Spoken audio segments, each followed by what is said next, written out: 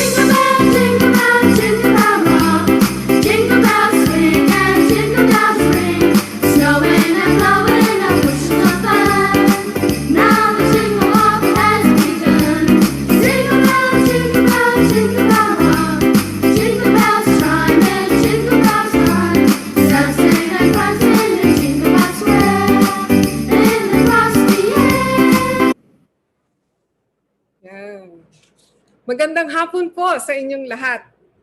Welcome back to the second segment of our webinar, PAF Personal Financial Wellness Forum, Discovering Opportunities Amidst Crisis. So we have a new set of speakers which will be followed by the panelists. And you can also post your questions on the chat box, no? Just in case. Tapos again, we will have some raffle. But we would require your presence to be able to claim it. The raffle will be conducted by the Office of the Financial Management and witnessed by the Inspector General. So we look forward to having all of you this afternoon till the very end because of that grand raffle. Okay? So let us now put ourselves in the presence of the Almighty for an invocation. Dear Lord, we offer this gathering to you and ask you to bless it with your wisdom and grace. We thank you for this opportunity to be together, to grow in our love and service of you and of each other. We ask you to enlighten our minds, to know what is true and just, and strengthen our wills to carry out faithfully what we come to see as our duty. May all our thoughts, words, and actions be directed to making your name and your love better known among men for their sanctification and their happiness here and in eternity. Amen. Ayan po. Mag-umpisa na po tayo. So, allow me to call our first speaker, Ms. April Lynn L. Tan. She is the first Vice President, Corporate Strategy and Chief Investor Officer of COL Financial Group, Inc. And our topic for today is investing in the market. Ms. Tan? Okay, thank you for that kind introduction. And, good afternoon, everybody, to all the attendees for the event today. I'm really excited to talk about why you should invest in the stock market. So anyway, let me just start my presentation. Okay, so I'll be sharing my screen. Okay, so it is common knowledge that most Filipinos don't invest in the stock market. And I wouldn't be surprised if, you guys out there are not investing, no? Kokonti lang talaga nag-i-invest. I think kung bibilangin natin, it's less than 2% of the population nag-i-invest sa stock market. And, it is not surprising. Because syempre, when you hear the word stock market, ano ba yung, di ba? Ano ba naririnig nyo? Parang sugal. The returns are volatile. Walang guarantee dyan di ba? Para kang nagkasino. And then, pangalawa, right now, of course, we're in the middle of a pandemic. And then, of course, the outlook for the economy is really bad. And when the economy is bad, di ba nga, alam natin, di pangit din yung performance ng stock market, paano siya magiging maganda? Di ba? So in that respect, it's not surprising why not maraming mga Pilipino ay ayaw mag-invest sa stock market. Okay, but why am I here talking to you and encouraging you to start investing today? First of all, I'd like to say that times like this is actually the best time to buy stocks, in the stock market. As they say, may quote nga from Rothschild, buy when there's blood in the streets. And I will discuss to you why we think that way and why buy when there's blood in the streets. Secondly, the returns in the stock market are much better than other classes given the current environment that we are in. And I will also explain to you why in a little bit. And aside from that, of course, for those of you who are really risk averse at takot sa volatile returns, I am very, very happy to share to you that meron na ngayong asset class na ma-access nyo sa Philippine Stock Exchange that will provide you with higher yields similar to bonds. They are a hybrid type of investment, no? Na magbibigay ng passive income na mas mataas kaysa sa bonds. Okay? So let's first talk about the first one, buy when there's blood in the streets. At bakit ko sinasabi yon? Okay. So normally, no, human behavior, when your favorite store goes on sale, especially somebody like me, no, I really love to shop, and I remember, no, when memorize ko kailan nagsisimula yung sale, ng Zara, ng Mango, so, talagang inaabangan ko yan every January and June. And even December na nga ngayon nagsisimula. So pag dating na ng December, let's say malapit na magpasko, medyo dadalas-dalas akong dumaan sa mall. Tapos titingnan ko, ay baka sa Saturday may sale na. And then of course, Saturday, when the mall opens, I'm there. Because I want to be the first one to choose all the nice clothes that I want to buy that's every December and June, no? Yung mid-year sale and the year-end sale. No? And of course, I'm sure for the ladies out there and also for the gentlemen with their wives, everybody's the same, 'di ba? Pag may sale, ngayon ang uso, 'di ba, yung mga 10-10 sale, 9-9 sale, hating gabi pa lang inaabangan na, 'di ba? Tapos then you buy everything that you want. Okay? Pero pag ang stock market naging mura, bumaba yung presyo, takbuhan mga tao. Ayaw nila, umiiwas. This is very normal human behavior. But you kind of wonder, is this really the right thing to do? Okay. If you are a smart investor, actually, you would be as excited when the market goes on sale. Ika nga ni Warren Buffett, who is one of the most successful investors of all time. Be fearful when others are greedy, and be greedy when others are fearful. And when the stock market goes on sale, when it goes down in price, you should actually be greedy, no? Kanino tayo makikinig? Syempre, dun sa mga naging successful sa pag-i-invest ng stock market, tulad ni Warren Buffett. Okay? And yun na nga, according to Baron Rothschild, who is one of the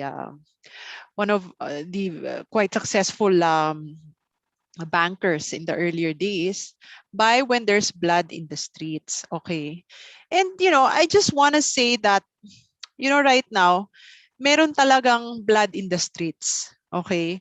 I don't know about you, but if you read these headlines, talagang it's very depressing to know the situation of what's happening in the Philippines. No?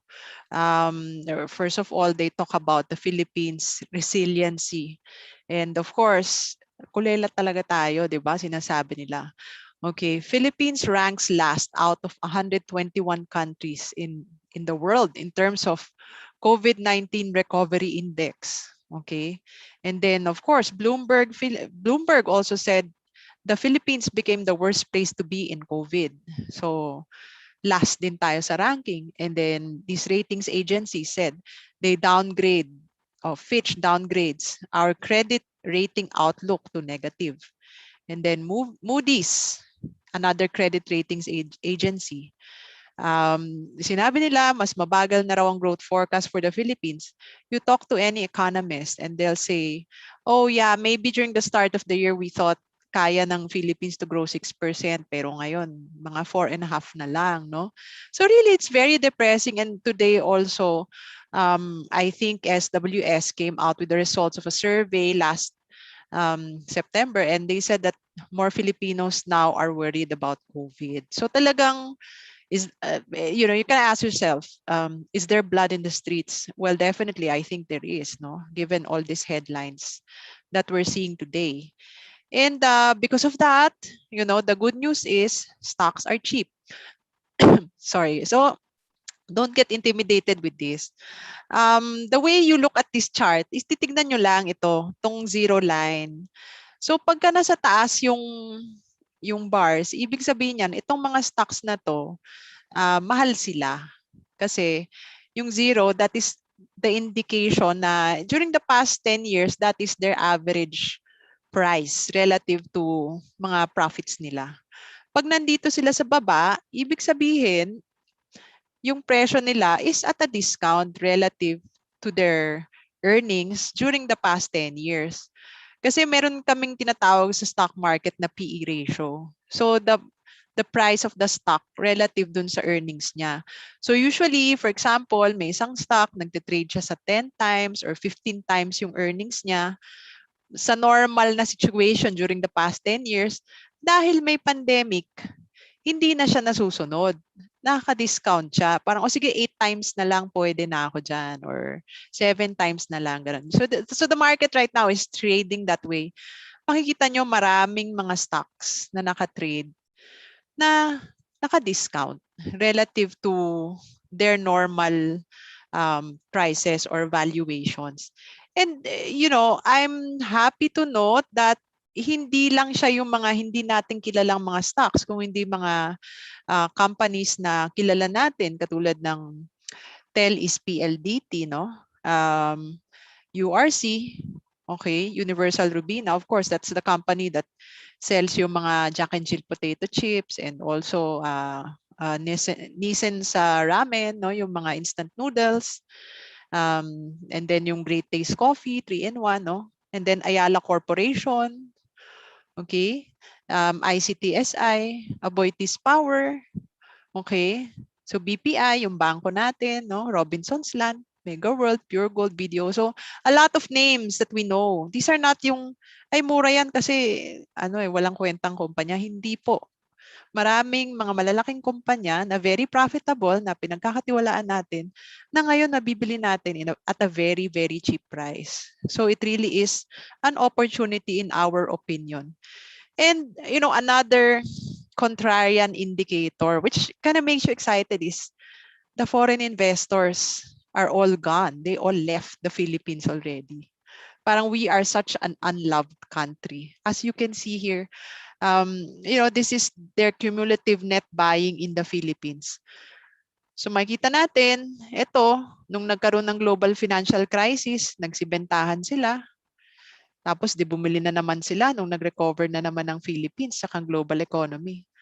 Yun. Tapos dito parang medyo unsure na sila, 2015.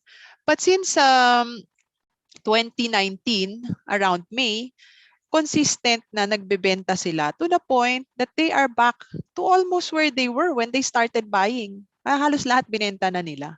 So for me, that is a very good indicator na wala na tayong kalaban sa pagbebenta, na pag gumanda na yung economy natin, babalik sila, di ba? Kasi they've sold almost everything.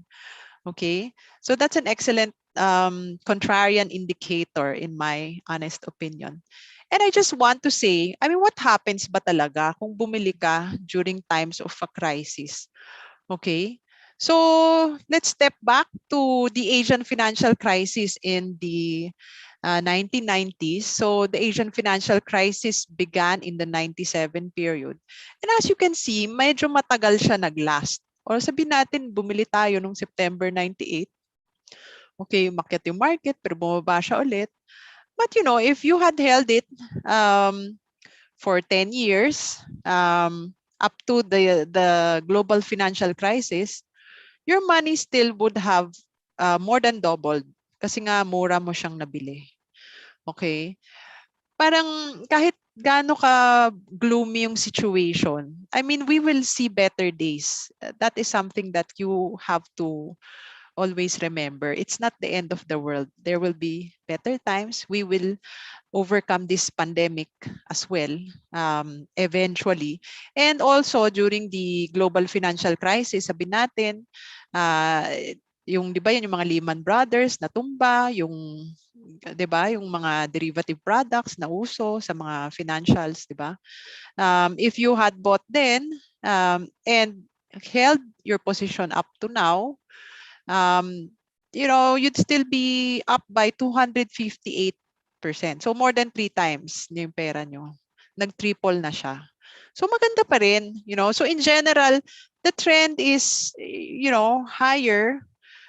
There are bumps along the way, pero pataas siya ng pataas. And this is not only true for the Philippines, but also around the world when, you see situations of a dire crisis, like in Mexico, you see the Mexican peso devaluing, but again, the market has increased so much. And then Russia, Korea, no? And then Argentina. So I mean, there will always be better days. Okay? Kaya yun na nga, totoo, nagiging mura lang yung stocks pagka may problema. Pero that said, we will, those are opportunities because we will see better days ahead, and it might be a good time to actually buy. And now is a good time, in my opinion, because of the COVID-19 pandemic situation. Anyway, so the second reason why I think it's an excellent time to buy stocks, because I believe that stocks provide superior returns in the current environment that we have. So yesterday, our speaker, Mr. Smith Chua of BPI Asset Management, talked about the risks facing the economy. Ano ba yun? Ano ba sila? 'Di ba, unang-una, um, yung economic recovery natin ay slower than expected. And he showed a cartoon that explains why. Because this pandemic is a moving target, 'di ba? Hindi natin alam paano bang kailan ba siya malulutas, ano bang kailangan mangyari. Okay, and you also talked about rising inflation. At alam naman natin ngayon, pag nanood tayo ng news, 'di ba nga, pinag-uusapan ngayon is rising oil prices, rising coal prices, baka tumaas yung pamasahe, mataas yung presyo ng bilihin, etc. So ang tinatawag natin dito ay rising inflation, which of course is not good. Kasi 'di ba, mahirapan yung mga Pilipino bumili ng product. So malamang mahina rin ang negosyo, 'di ba? And then finally, rising interest rates. So, although, yeah, maybe this will lead to higher interest rates sa mga bank placements, no? Pero kung magnenegosyo ka, mataas ang interest rate, hindi siya maganda kasi yung cost of money mo mahal. Nakaka-discourage sa tao na mag-business kasi pag uutang siya, mas mahal ang kailangan niyang bayaran. Okay, but that said, I think I would rather view it as a glass half full rather than a glass half empty. Kasi notwithstanding all these negatives, I am seeing some positives also, and I would like to share them with you. First is that I think notwithstanding all the negatives that we're seeing, the worst looks like it's over as far as the pandemic is concerned. Unang-una, it looks like the Delta variant, at least no, we've seen the worst as far as the Delta variant is concerned, because the number of infections in the Philippines is going down. And another thing I'd like to point out is not only in the Philippines, pati ang ASEAN, nakikita na nating bumababa, tulad ng Indonesia, no, Thailand, and in fact even India, even in other countries, pababa na siya, kahit Vietnam, Malaysia. So globally, we're seeing the numbers go down, and even in ASEAN na medyo ngayon lang, tayo actually medyo late, no? Nauna yung mga ASEAN neighbors natin, yung Thailand, Indonesia, pababa na yung mga infections. Secondly, yes, the Philippines is slower in terms of vaccinations, but our vaccination rates are going up. And personally, ako, as far as the Philippines is concerned, call it Imperial Manila or what, but it still remains that Manila or the NCR is the most important region in the country. Kasi ang NCR accounts for around a third of all infections in the country. Pero if you look at the vaccination rate countrywide, 20% of the population, but in Manila, in the NCR, we are already at 50%. Okay, so for me, yung 50% na yan is a very important number, because if we look at the other countries like the US and Europe, they actually started to relax the rules when the vaccination rate hit 50%. So in that respect, parang okay, maybe we were hit badly by the Delta variant kasi mababa pa yung vaccination rate noon. Pero ngayon na nasa 50% na tayo, baka naman talagang I think there is a greater chance that we will really have a Merry Christmas this time around. Okay, that we can really open up the economy and actually celebrate it with our loved ones. And hindi na maulit ang lockdowns. I'm quite excited about that. And finally, we have the molnupiravir, the new antiviral drug by Merck that looks very promising. It could be available soon. Okay. So once this molnupiravir becomes available, it's for me, I think, a game changer because baka naman eventually pag ang mga tao, what if, COVID-19 becomes endemic na talagang people, it just stays with us forever. Imbis na katakutan natin, edi para lang siyang nagkaroon lang tayo ng bad flu. May gamot naman siyang nabibili. So who knows, maybe if this molnupiravir actually becomes available, then maybe we can really go back to normal because there is a drug that can treat this virus. And then this will allow us to reopen the economy and life will return to normal. And this will help our economy recover. And then finally, mura nga yung stocks. So sa akin, malaking bagay yon na mabibili natin ng mura yung mga stocks. Okay, so now I'd like to talk about the implications of the negatives and the positives of our economy to the asset classes that are available to you and me as a retail investor. Okay. So first of all is cash. 'Di ba minsan analysis paralysis, di tayo maka-decide, sige sa cash na lang tayo, total pataas naman ang interest rates. So actually, sabi ko before I did this talk, I asked the people in our accounting department, no, because they deal with a lot of banks. Okay. Tinanong ko, magkano ba yung yield sa time deposit ngayon? Sabi nila 0.2%. Sabi ko, grabe naman. Ang baba. When I was young, I remember no nung dati nung nasa high school ako, I would deposit my mom's money in the bank.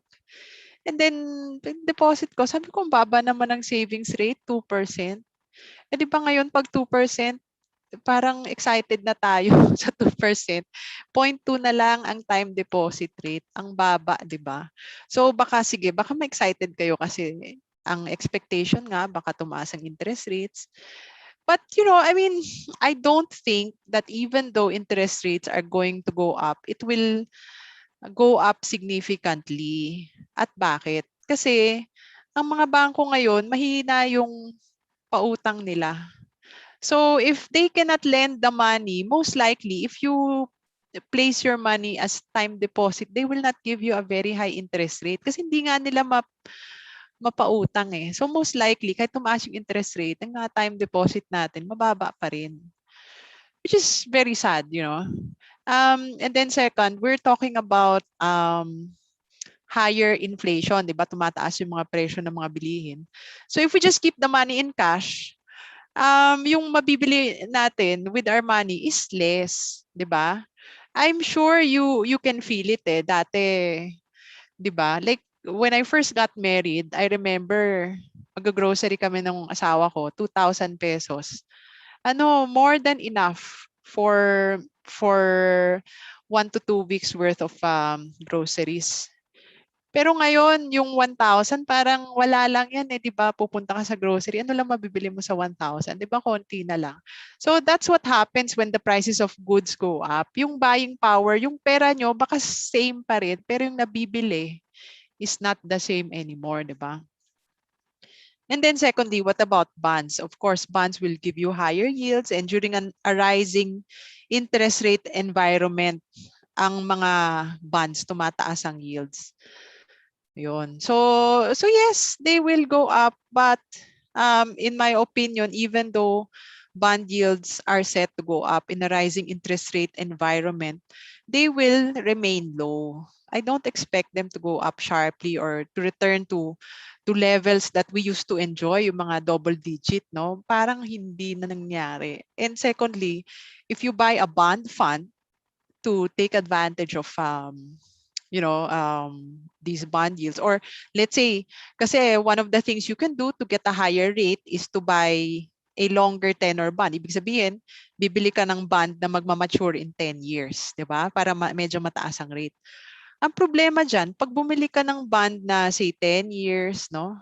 Para mas mataas-taas yung yield, yung market value niya bumababa pag tumataas ang interest rate.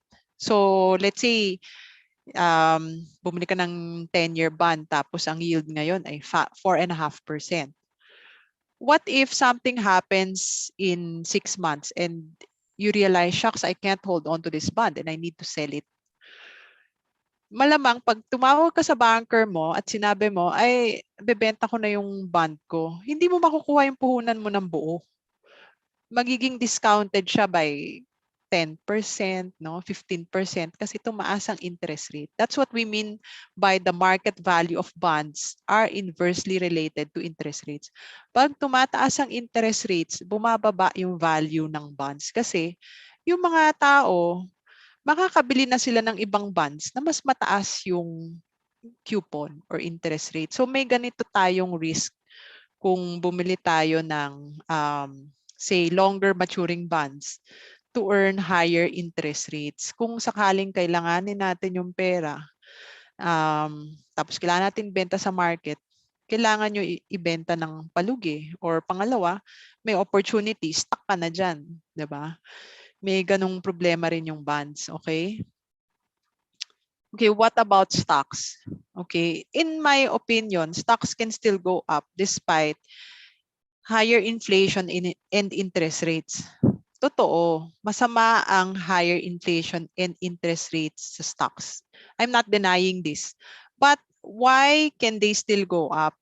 First of all, ang stocks kasi, to define what stocks are, they represent ownership in companies. Okay? And ang outlook naman natin sa companies is the profits are going to be better compared to last year and this year, at least for next year, no? At bakit naman? Kasi syempre, nung 2020, yun nung simula ng pandemic, nag-lockdown tayong napakahaba at napaka-strict.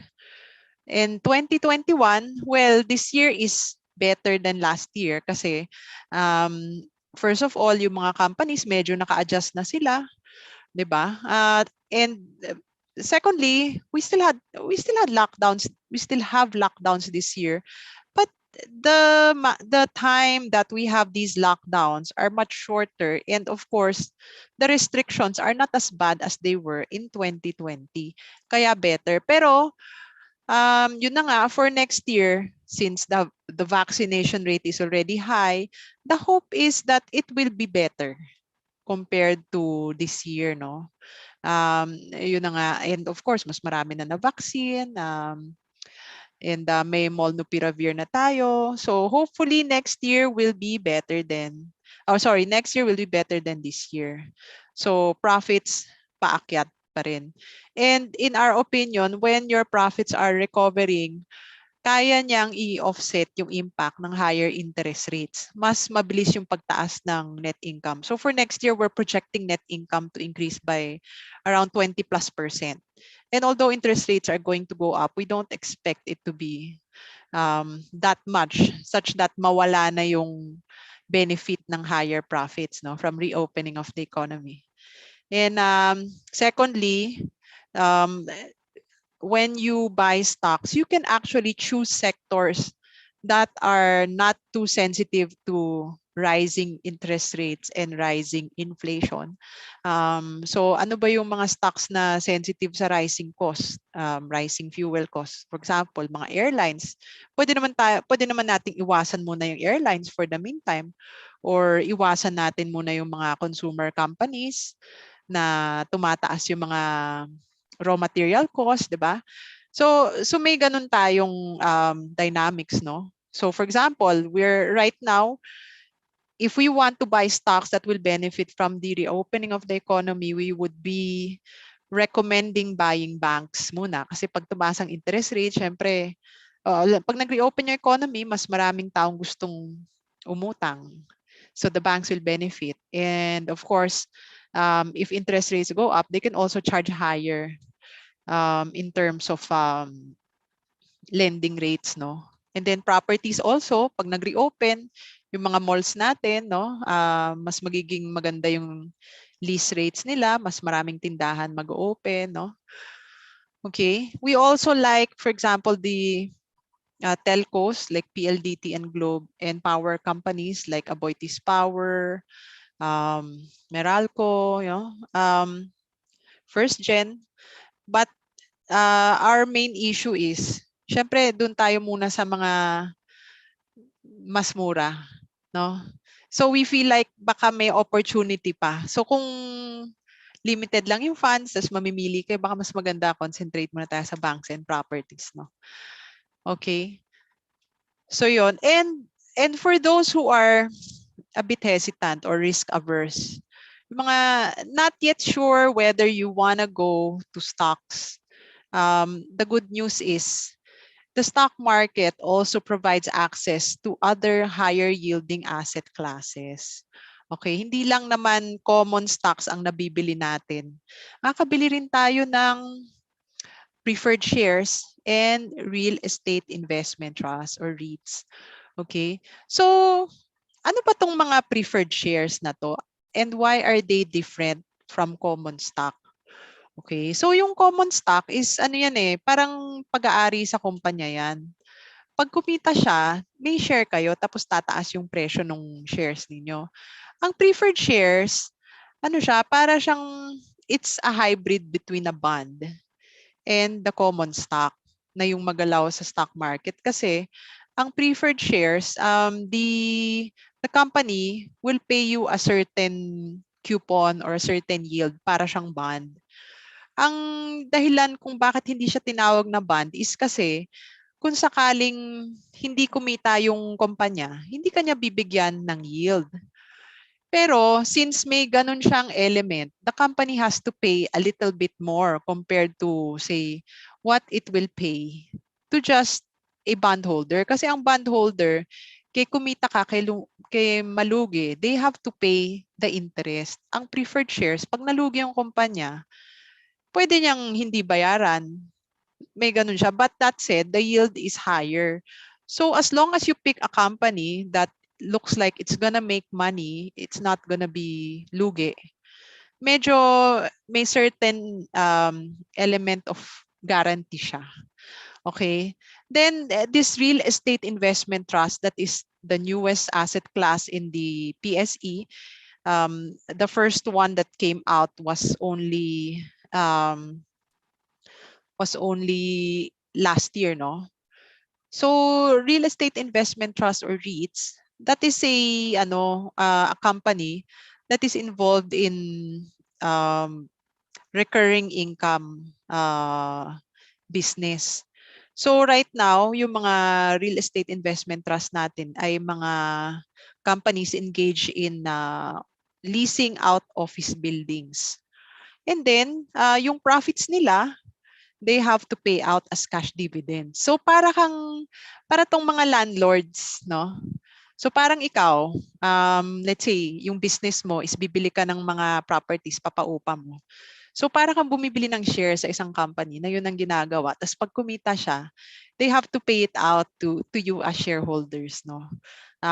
So anyway, the good news is there is a preferred share offering that is available, and the yield is around 5.3%. And this is mega wide. And if you want to learn more about mega wide and the preferred share offering, you are invited to attend this webinar that's going to happen on Friday. And this is open even to non-COL clients. So you can scan the QR code here to register, and you will, I think it helps to hear the chairman and CEO of Megawide to talk about their company. Para ma-feel nyo, magpagkakatiwalaan ko ba yung pera ko dito? Kaya ba nila akong bayaran itong 5.3% na pinapangako nila for the next 3.5 years? So yun, we encourage you to attend this one in case you'd like something na less volatile, no? Mas fixed yung returns. Okay, and then for the REITs, I just want to show to you what kind of yields you're expected to get. So again, as you can see here, we currently have 5 listed REITs in the Philippine Stock Exchange, and those are their tickers. You can see naman that yung mga sponsors nila are all reputable companies like A-REIT is actually 66% owned by Ayala Land. DDMPR is owned by Double Dragon in Japsia. And then PhilREIT is owned by Philinvest Land. RCR is owned by Robinson's Land. MREIT is owned by Megaworld. So reputable property developers. And the dividend yields are also quite high. So they're in the 5% up range for next year, no? So this might be of interest to you. The properties that they own, all of these so far are all office properties. So that said, pagka tumaas yung mga lease rates na na-charge nila sa office buildings, tataas din yung dividendo nyo. So this is for 2022, but in 2023, if they can charge more, or their occupancy rates go up, or they end up buying more buildings, then your dividend yield will also go up. Your dividends per share can go up. Ang warning ko lang, of course, there are also risks. It's more risky than a bond because in case nga tumaas ang vacancy rates ng buildings or yung lease rates nila bumaba, pwede rin bumaba naman ng dividend yields.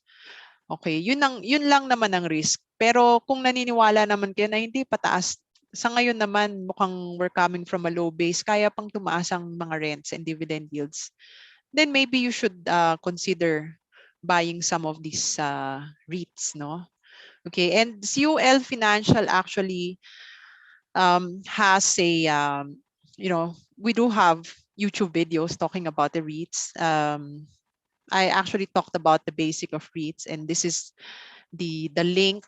But I mean, in case you just go to YouTube, bigla nyong naalala, oh, ano nga pala tong REITs na to? You can just search REITs, CUL Financial, and we do have seminars, and then it will just come out there. And other people also talk about REITs, so you can also see what they have to say and about these REITs that are listed if you want to consider buying them. Okay. So anyway, in case earlier on I talked about one of the issues Filipinos have about investing is because, of course, yes, stocks provide higher returns, but they're also risky. Okay? So ano bang magagawa ng mga investors para mabawasan yung risk? Okay. So anyway, one of the things you can do is invest for the long term. Okay. So this is actually for the US stock market. I got this from the book of Jeremy Siegel, Stocks for the Long Run. And you can see, okay, let's focus first on a short-term investment time horizon. Okay, so for US stocks from 1802 to 1997, ginawa niya ng study. What if I only hold stocks for, say, 1 year? What if I only hold it for 2 years? What if I own it for 5 years, 10 years, 20 years, or 30 years? No? So, inano niya, different time frames. And then, if you buy a stock and hold it for only 1 year, pag sinuwerte ka, 67%. Para talagang casino. Pero pag natalo ka, down ka 39. So talagang nakaka-nervyos, nakakatakot, di ba? Eh kung bonds, di ba, mas maliit, and T-bills, which are money market instruments for less than a year, mas maliit, di ba? So sige, Okay na to, okay na yung 24% potentially, at least pag natalo ko, konti lang. But look at the potential losses. The longer you hold on to stocks, you can see that it is diminishing to the point when you reach 10 years. That is the interesting time frame. By year 10, you will see that, hey, stocks seem to be less risky compared to bonds and T-bills. Kasi yung potential loss mo is only 4%. But your potential gain is higher at 17% per annum, no? So, and if you hold it for 20 years, 100%, kita ka na.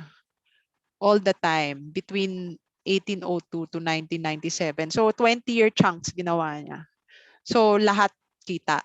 Basta umabot ka na ng 20 years. Whereas you have a risk of loss when you invest in bonds and bills.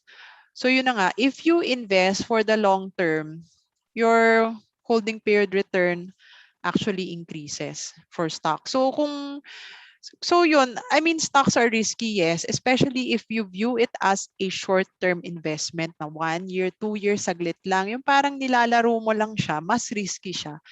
But if you say you're a young person, you still have a long ways to go before retirement, then it is the best asset class for you. Or let's say you're thinking of potentially investing in stocks to leave to your children, your grandchildren, then, I mean, this is a good asset class to buy for them.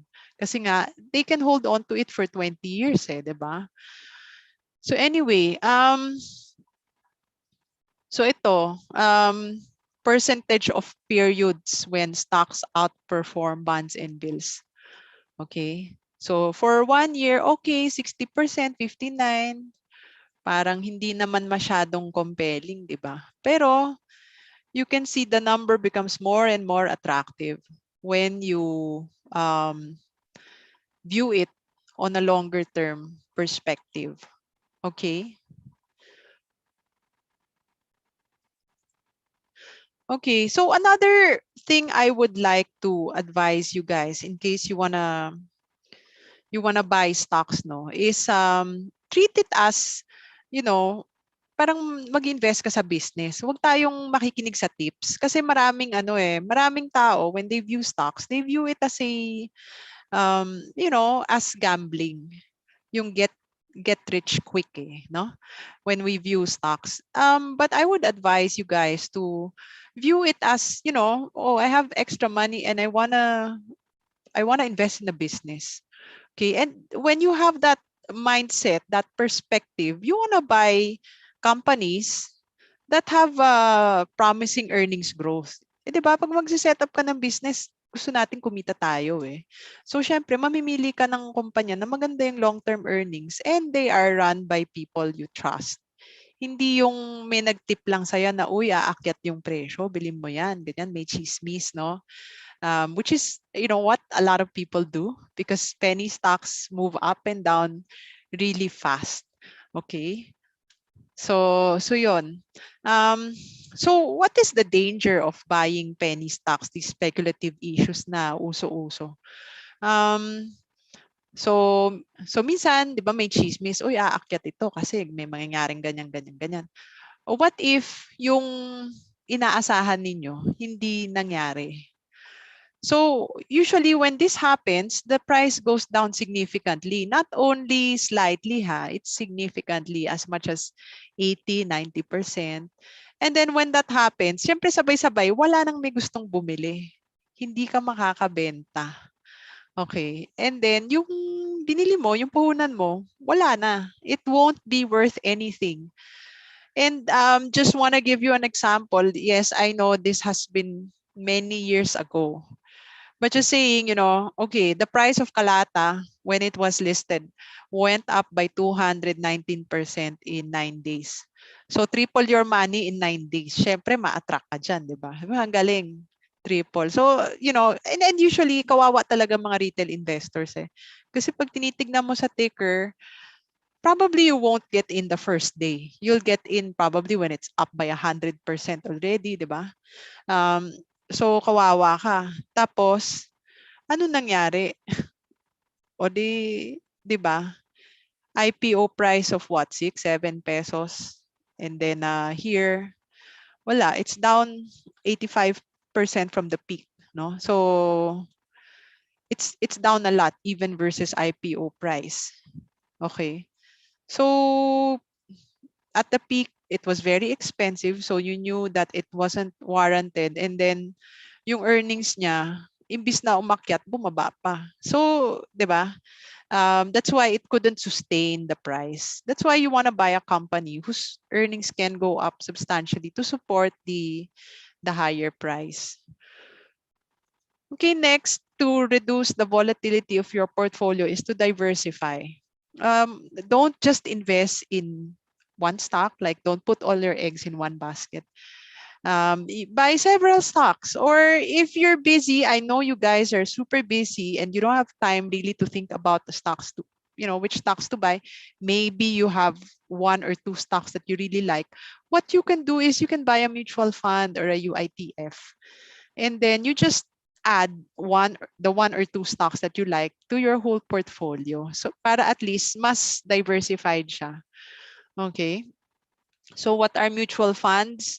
Um, so mutual funds, it starts off by having several investors, no? Na maliliit lang. Yung iba, 5,000 lang pera, 10,000, may iba, say 100,000, 200,000. But it's not big enough to buy many companies. But when you pull them all together, they will be worth billions.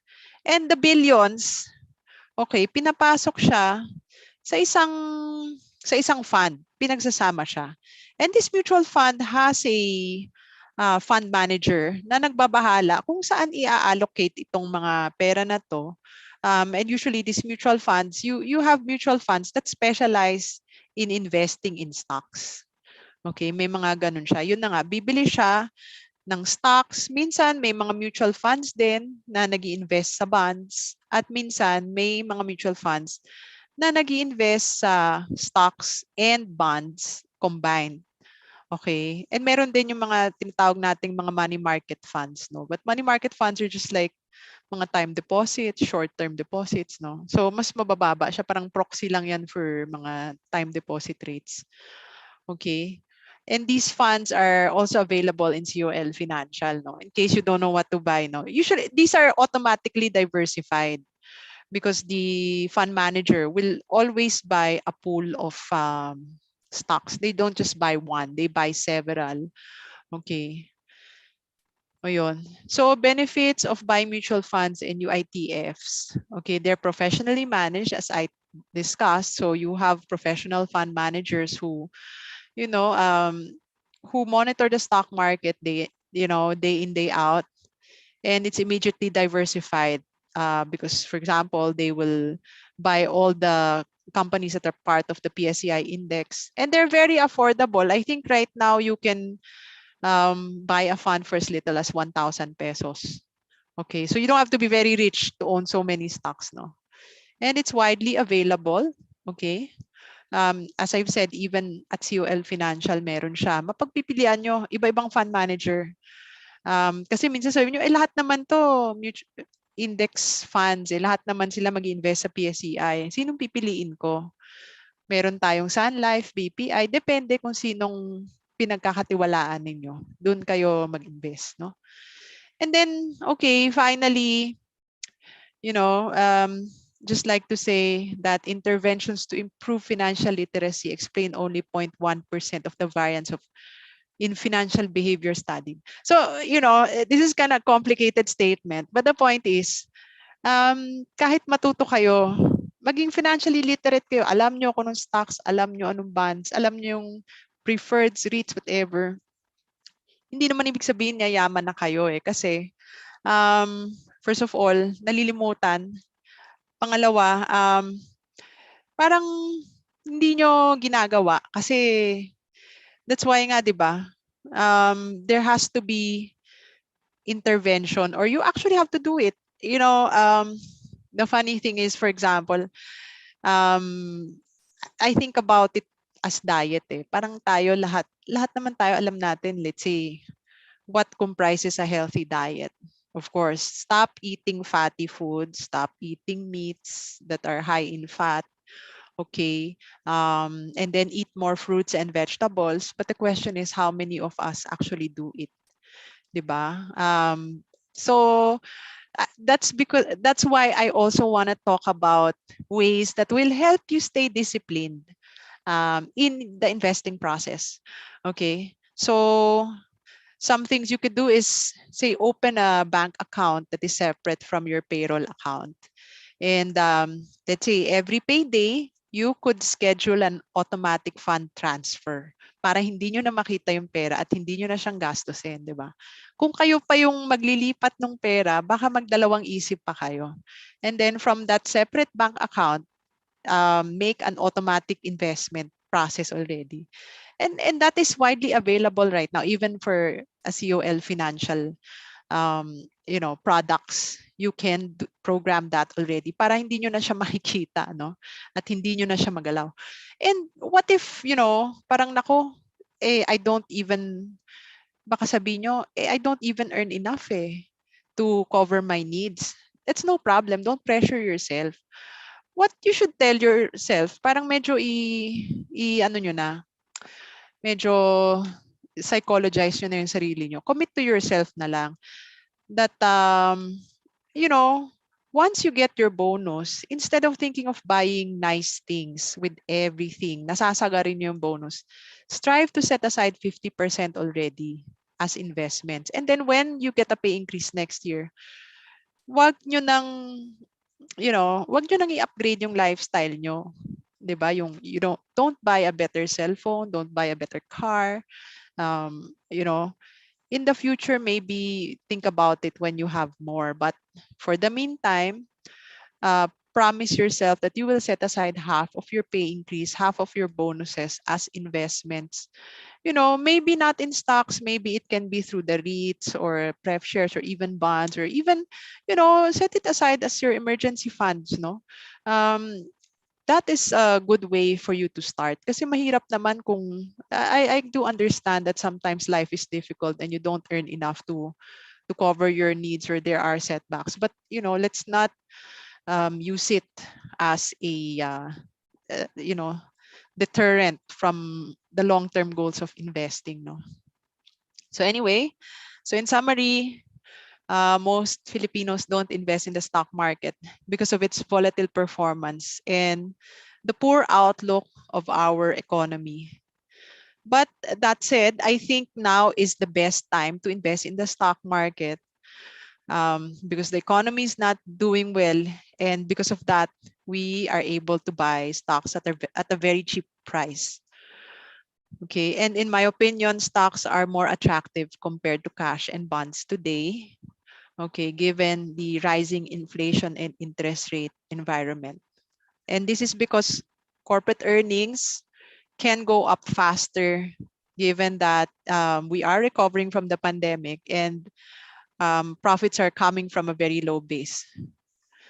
Okay. The stock market also provides investors access to preferred shares and REITs, which generate higher yields compared to cash and bonds.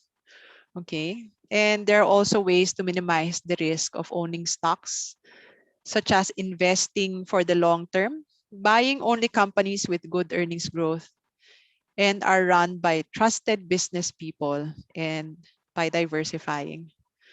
So mutual funds and UITFs provide busy investors with small capital and affordable way to invest in the stock market. And I'd like to encourage everyone to stay disciplined in investing by automating the investment process. So it's now available to everybody. So anyway, in case you would like to open an account with COL Financial, you can do it online through this website, signup.colfinancial.com. And the requirements would be your government issued ID, device with camera for selfie photo and video capture, Yun na nga. And all the details here. So it's very easy in case you'd like to open a COL financial account. So with that, that's my presentation, and thank you for the time that you have given to me to share with you. Maraming salamat po. Thank you very much, Miss April Tan, for this very enlightening. Oh, we learned a lot. Ako din, Thank you very much. no? So we'll now call on our panelists, Colonel Arthur Lilo, Major General Jean Bete, and Miss Carlota Hone. Hello, good afternoon. Hello, hello, ma'am. Good afternoon. Hi, good afternoon. Ma'am. Artulaido, the CEO of the Airforce Finance Center. Mama, I would like to thank you, ma'am, for your very informative lecture. Indeed, ma'am, we really appreciate your lectures since we are still novice with regard to investing in the stock market. Actually, ma'am, I have reservation in investing in the stock market. Considering, ma'am, the current situation of the Philippines. From the lecture, the outlook of the Philippines is still bad, ma'am, and not only bad, it's worse. And with regard to the Philippine approach to pandemic, we're still with regard to index, ma'am, we are in the last compared to other countries. So with that, ma'am, based on your lecture, it's the right time to invest. However, ma'am, our problem is we don't have any fundamental knowledge on how to do the investment. So again, you don't have confidence?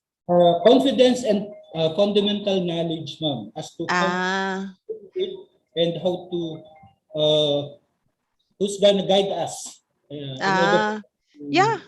Okay, simple lang naman yan. Yung confidence kasi, let's say, well, eto na lang ang tanong ko sa'yo. Are you willing to invest in a franchise of Jollibee? Kung ang sagot nyo, yes, bakit hindi na lang kayo bumili ng shares ng Jollibee? Yun. So, you can actually buy companies that you trust and believe na pag natapos yung pandemic, okay sila. Hindi naman natin kailangang bumili ng mga kumpanyang hindi natin kilala eh. Meron namang mga kilalang kumpanya na pwede nyong bilhin. Like pwedeng sabi nyo, parang malakas ngayon yung mga cellphone. So, baka okay bili tayo ng Globe or ng, 'di ba, PLDT, no? So, and then you don't have to buy a lot. You just buy a little bit just to get your feet wet, you know. I mean, it starts slowly naman. And then yun, we have the option of doing it through mutual funds na professional fund managers ang mamimili para sa atin. And also, kung talagang ayaw ninyo kasi volatile, meron naman tayong mga, yun nga, mga REITs or preferred shares. Yung REITs, para nga siyang nagpapaupa kayo. Okay, ako actually, that's one of my hobbies. I like buying properties and leasing them out. Pero ang realization ko nga, in doing that as a business, especially right now during the pandemic, ang hirap. Mataas yung maraming bakante, maraming di makabayad, di ba? But you know, when you buy a REIT, parang nakisabay ka lang sa isang mga paupahan ni Ayala Land, ni Robinsons, ni Mega World, and they take care of the tenants for you. Sila naghahanap ng tenants, sila nagpapaupa, tapos pag may kita, didibidendo nila sa'yo. And the yield is mga 5%, 6%, which is not bad, no? So makikita nyo na lang siya sa account ninyo, magkakaroon kayo ng pera after every quarter, nagpe-pay out sila. So pwedeng yun ng mga alternatives natin. Hindi natin siya kailangan gawing complicated. Madali lang siya. Thank you, ma'am. Follow-up question, ma'am. Are you familiar with the TROO, ma'am? Which one? The TRO, the TRO. With which? AROO investment. Actually, it's a part of the bank na doon nila nilalagay yung investment. Actually, it's a combination of insurance. And then the money that you put in the insurance, they will invest it in the trust. Mm, I don't know that, but I know of mga insurance products where VULs, yun yung alam ko, no? Variable life. Pero kasi you know, there is a more affordable way of doing that, you know. Kasi ang mahal nung mga life insurance na naka-VUL eh. Mas maganda ang gawin nyo, you just buy a term insurance plus a fund on the side. Mas makakatipid kayo. Mas malaki yung mabibili ninyo kung yun yung gawin ninyo kaysa bumili kayo ng variable life or VULs. Okay, ma'am. So, withdrawn ko na lang, ma'am. Thank you, ma'am. Okay. Good afternoon, Ma'am. I'm Yeah, Major good afternoon. Brownell. Just like Colonel Lilo, I have also some apprehensions in investing stocks because I have limited knowledge. But if you will give advice to us POP personnel on how we can start investing stocks or what you've mentioned, MUFs or REIT and REITs, Yes, because you've mentioned previously na punti lang talaga nag-i-invest. So how can you encourage POP personnel to invest, and how do we start investing in the stocks? What is the starting capital, and what are the things that we must consider in choosing the MUF, mutual funds? Yeah. Yes, ma'am. Oh, you don't need a lot. If you don't have time to pick stocks, pwede naman gawin nyo, bumili na lang kayo ng mga mutual funds. And when you buy these mutual funds, I think as low as 1,000 pesos, pwede na. And then, you know, pwede namang, you only invest a little at a time. You don't have to set aside everything. Let's say, nakapag-save kayo ng 50,000, 100,000. Edi 20% lang nun muna ang ilagay nyo, 10 to 20%, mga 5,000 lang, 10,000, ganun. Tapos every payday, dagdagan nyo ng 1,000. Medyo magtipid-tipid na lang. Let's say, mahilig kayo mag-Starbucks. Di ko alam pero kami kasi mahilig mag-Starbucks. Mag-Frappuccino. Di ba ang mahal ng Frappuccino na yan? So, imbis na mag-Frappuccino ka araw-araw, edi yung tinipid mo sa Frappuccino, ibili mo ng mutual funds. So that's one of the things you can do. We understand na nakakatakot yung stock market kasi hindi yan, pag inisip nyo, at least yung lupa nakikita ko yan, di ba? Hindi naman yan nawawala Yung stocks parang papel lang yan Pwede mo wala ng value, di ba? So we understand na you don't put everything. You just put a small portion of your portfolio kasi nga, kung tumaas siya, malaki rin yung value. Kaya kahit konti-konti lang. We're not telling you to put a lot because of the volatility. Pero kung this is an amount of money that you know that you will not need for the next 20 years, 10 years, then set it aside, and you will be pleasantly surprised after 10 to 20 years na ang laki na pala ng na-set aside ko, na yung mga tinipid ko. Kaysa ilalagay nyo sa bangko, after 10 years, ganun pa rin siya, di ba?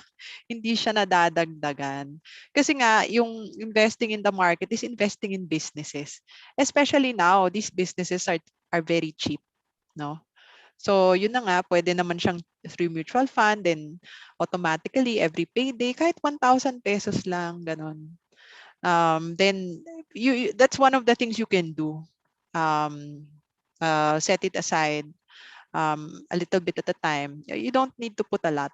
Just put small amounts. One last question, ma'am. For the retired personnel, since they will be receiving a huge amount for the retirement, if they were given the chance, ano bang options na mas maganda? They will engage in business, building business, or investing in stocks or yung mga mutual funds? That one is, yeah, that one is trickier, no? Because yun na nga, di ba, yesterday ang daming speakers they talked about, you know, asking yourself, magkano ba yung kailangan mo to maintain the lifestyle? So you also have to do a computation kung ano bang monthly requirements mo. Ngayon, kung let's say mag-business ka, medyo mag-guarantee mo naman every month makukuha mo yung amount, then so be it, 'di ba? Ako yung mindset ko, maybe if you're a retiree and medyo kailangan nyo ng passive income, maybe mas mag-tilt kayo towards yung REITs, yung sasabi ko yung parang paupahan. Kasi 'di ba, ang iba naman, ibang tao, they don't have the time to really run a business. They just buy properties and lease it out, 'di ba? So, maybe instead of buying properties, kasi mahal ang properties tapos ilan lang mabibili mo for, 'di ba, because they cost millions. If you don't have that amount, maybe consider setting aside some for REITs. Kasi as I've said, you know, maybe you have 5,000, 10,000, makabili ka na ng REITs. Pero with 10,000, anong property mabili mo? 'Di ba wala? So yun, maybe that's one of the businesses you may consider investing in for the long term. And maybe kung sobrang dami mo na talagang pera, hindi mo na alam, tapos isip mo, papamana ko na naman to sa mga apo ko. Ayan, yan yung itabi mo sa mga stocks. Tapos sabihin nyo, ito, papamana ko na yan sa apo ko. No? So, I mean, yeah, from that perspective, siguro gano'n that would be my advice. Thank you, ma'am. Hi, ma'am. Hello. Ma'am Aprilyn. Carlotta Hello. Hain, ma'am, Civilian Resource, the Philippine Air Force. Ma'am, I have a question. What do you think are the most common mistake we should avoid in investing in stocks? Well, yun na nga, the first one is relying on tips. Kasi you want to make money right away. Yung natitempt tayo, di ba? Kasi pag may umaakyat ng mabilis, gusto nyong habulin, tapos dun tayo sasabay. Without really doing the due diligence if the company deserves to trade at such a price, 'di ba? Kasi lang nakikita natin tumataas, feeling natin forever na 'yon, 'di ba? Yun, I think that's one, and maybe, you know, for you guys, okay, na I know things are bad right now, but there will come a time someday when the stock market in general is very strong. And you will be tempted to put so much money in it. For me, ano lang, hinay-hinay lang. Tamang diversification lang, tamang portfolio allocation lang. Kung yun lang ang budget, yun lang. Kasi ang stock market talaga is a very volatile asset class. So you only set aside a small amount of your money there. Do not be tempted to invest so much. Tapos yun na nga, pag naging volatile yung presyo, matatakot kayo at baka kayo pa magbenta ng palugi, 'di ba? So yung tama lang, yung kaya nyo lang hawakan for a long period of time. Thank you, ma'am. Another question, ma'am. Which is better, ma'am? Stocks or equity index funds? Actually, if you don't have a lot of money and you don't know which stocks to buy, the equity index fund is better. Kasi nga, ano na siya diversified agad siya. Kasi paano kung yung napili yung stocks mali pala, nalugi bigla, 'di ba? Hindi naman, 'di ba? So at least the equity index fund, kahit konti lang yung pera nyo, marami nang nabibili. Iba-iba na. Kasi nga parang pinull together nga siya. So for me, kung kukunti lang naman ang pera nyo, hindi nyo rin naman alam kung anong bibilin nyo, yun na lang ang bilin nyo. Okay, thank you, ma'am. That would be all. I think we have some questions here from the audience, no? Okay. So some of these you already have mentioned, but I guess it's better to have some emphasis like, Ma'am, if I buy stocks in one of the leading company, paano at sino po ang maaring lapitan to avoid scammers? Sa dami po ng scammers ngayon, di ba? And also, our money. Again, the second question. No, it's just actually one. How to avoid the scammers. Okay. So you only buy the stocks through a stockbroker. Wag kayong, wala yung mga agent, ganyan. I don't know pero mabuti pa dumiretso na lang kayo sa stockbroker kaysa yung mga tao na nagsasabi, oh, akong bahala, bigyan mo sa akin pera, ganun. Like, okay, ganito na lang, for COL Financial, we do have agents, but, for example, the checks, we never, the agents know this. You're not supposed to write a check to the agents. You're supposed to deposit your money in your own brokerage account. So issue your check to CUL Financial, no? So kung may mga agents na sinasabi, hindi, pangalan nyo sa akin yung check, ako magde-deposit. Huwag kayong magtitiwala. Idiretso nyo na sa stockbroker. Machi-check naman natin sa website kung talagang legitimate stockbroker yan. No? And go do your homework at bigyan niya kayo ng mga website. I-search ninyo. Masa-search niyo naman baka mamaya bigyan kayo ng fake na website, 'di ba? May ganun din tayong mga problema. So you could validate yourself. Huwag kayong magtitiwala basta-basta. Pwede niyo naman puntahan yung website talaga to know whether what they're saying is correct. Actually, ang sinasabi nga po nila pag meron po tayong tanong, i-google nyo. Lahat po Google na. So, pwede tayo pumasok siguro doon sa Philippine Stock Exchange na web Yes. para ho i-verify kung stockbroker nga ho ba to, licensed ho ba to. Diba? Yeah. So, nasa sa atin na rin ho yun para mag-ingat. Huwag ho tayong padadala sa usap-usapan. Lagi ho namin sinasabi rin yun na, kasi sinabi nung kapitbahay ko, pwede raw dito o pwede raw ganyan. Mag-i-google ho kasi available ho lahat yung information. Yeah. Titignan ho, kung korporasyon ho siya, pwede rin ho kayo pumasok sa SEC na website para i-confirm. Kaya po ito, kontrolado na po ng gobyerno. So meron ho tayong SEC, yung Philippine Stock Exchange. So makikita po natin lahat yun doon. So ma-avoid ho natin yung scammers. Diba? Yeah, and also you can check naman in the website, like kasi malay mo may fake website, 'di ba? So you could also check for the real website and some information how to fund your account, ganyan, 'di ba? May mga ganun din, and I think even the name of the agents, you have to be able to find it in their website na talaga bang agents yan, kasi meron ding nagpapanggap na agent ng legitimate stockbroker, yung pala hindi naman pala sila agent. Colonel Lido, ma'am.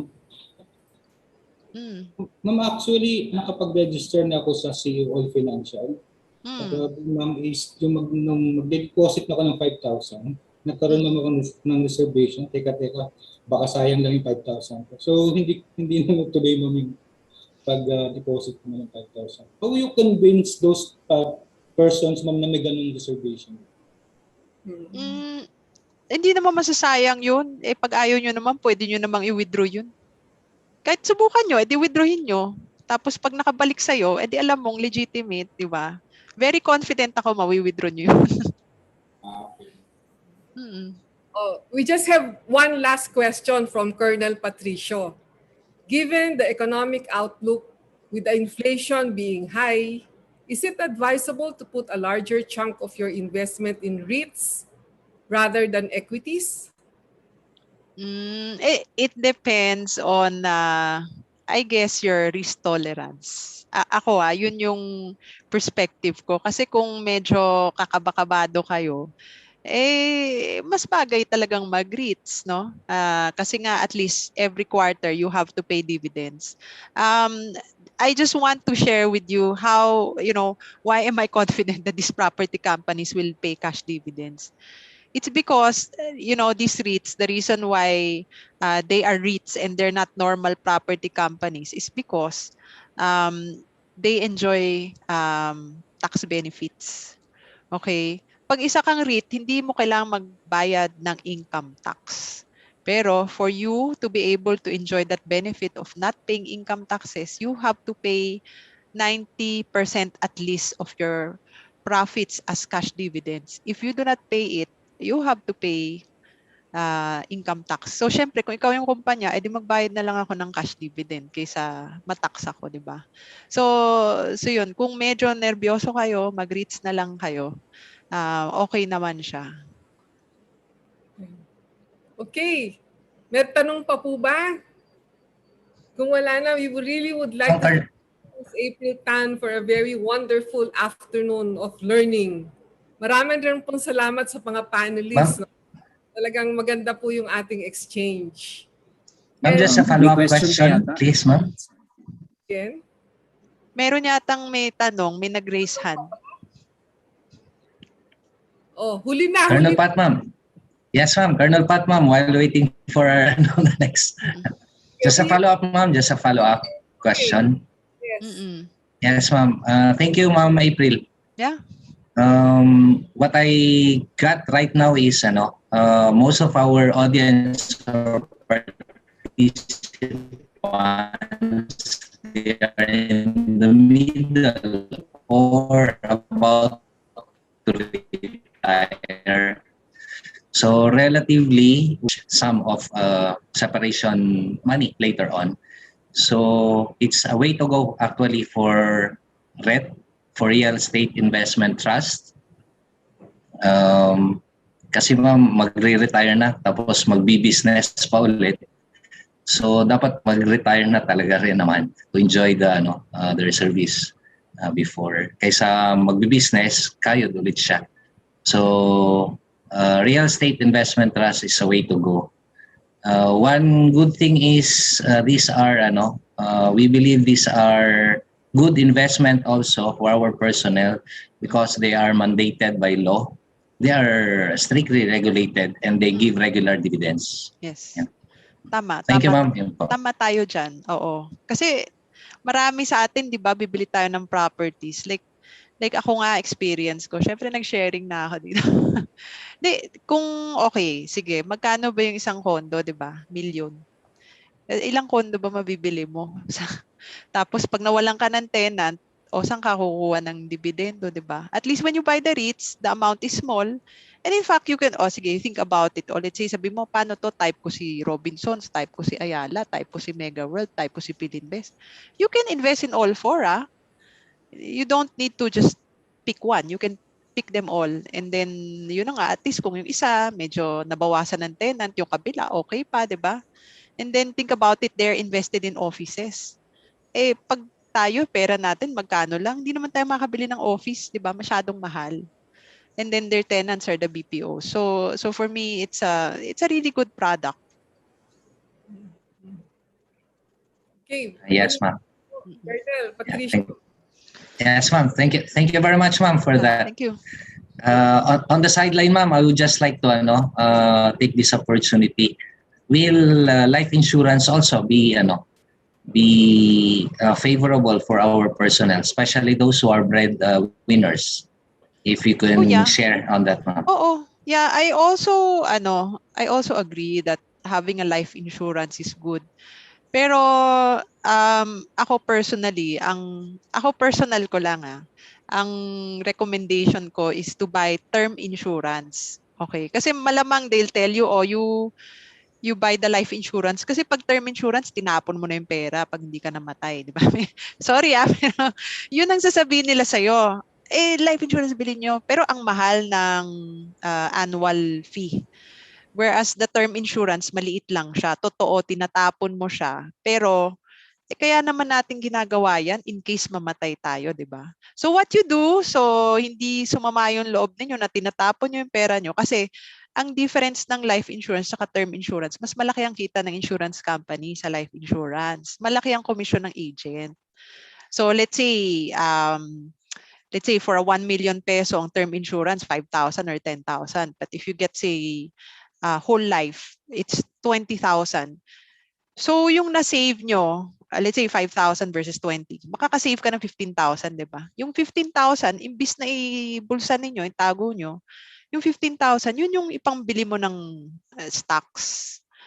Yun. So, hindi nyo siya tinatapon kasi over time, after 20 years na naghulog ka, nakasave ka ng 15,000 every year, yung mga binili mong stocks, malay mo, meron ka ng 1 million pesos, di ba? Hindi natin masabi kung sinuwerte kayo, di ba? So ako, yun ang suggestion ko kasi yun ang ginagawa ko Bibili lang ako ng term, tapos the savings that I get, I use that to buy stocks and invest on the side. Yes, ma'am. Most of us kasi ma'am medyo talagang high risk given our current social lifestyles of not only among the Air Force or uniform personnel pero across lahat ng mga Pilipino is there are young people, old, mga critical illnesses, mga ganyan. So it is really very, very important as in my personal view lang ma'am to protect also who is the breadwinner in cases of emergencies. Before we do investment so that we can have something for emergency cases naman. There are a lot of probably ma'am yung mga we can still I get it ma'am.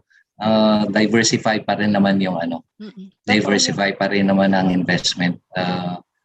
Only lang ma'am for our participants only to delve into stock investing and even insurances on companies that are really legitimate, they are founded, they are strongly rooted.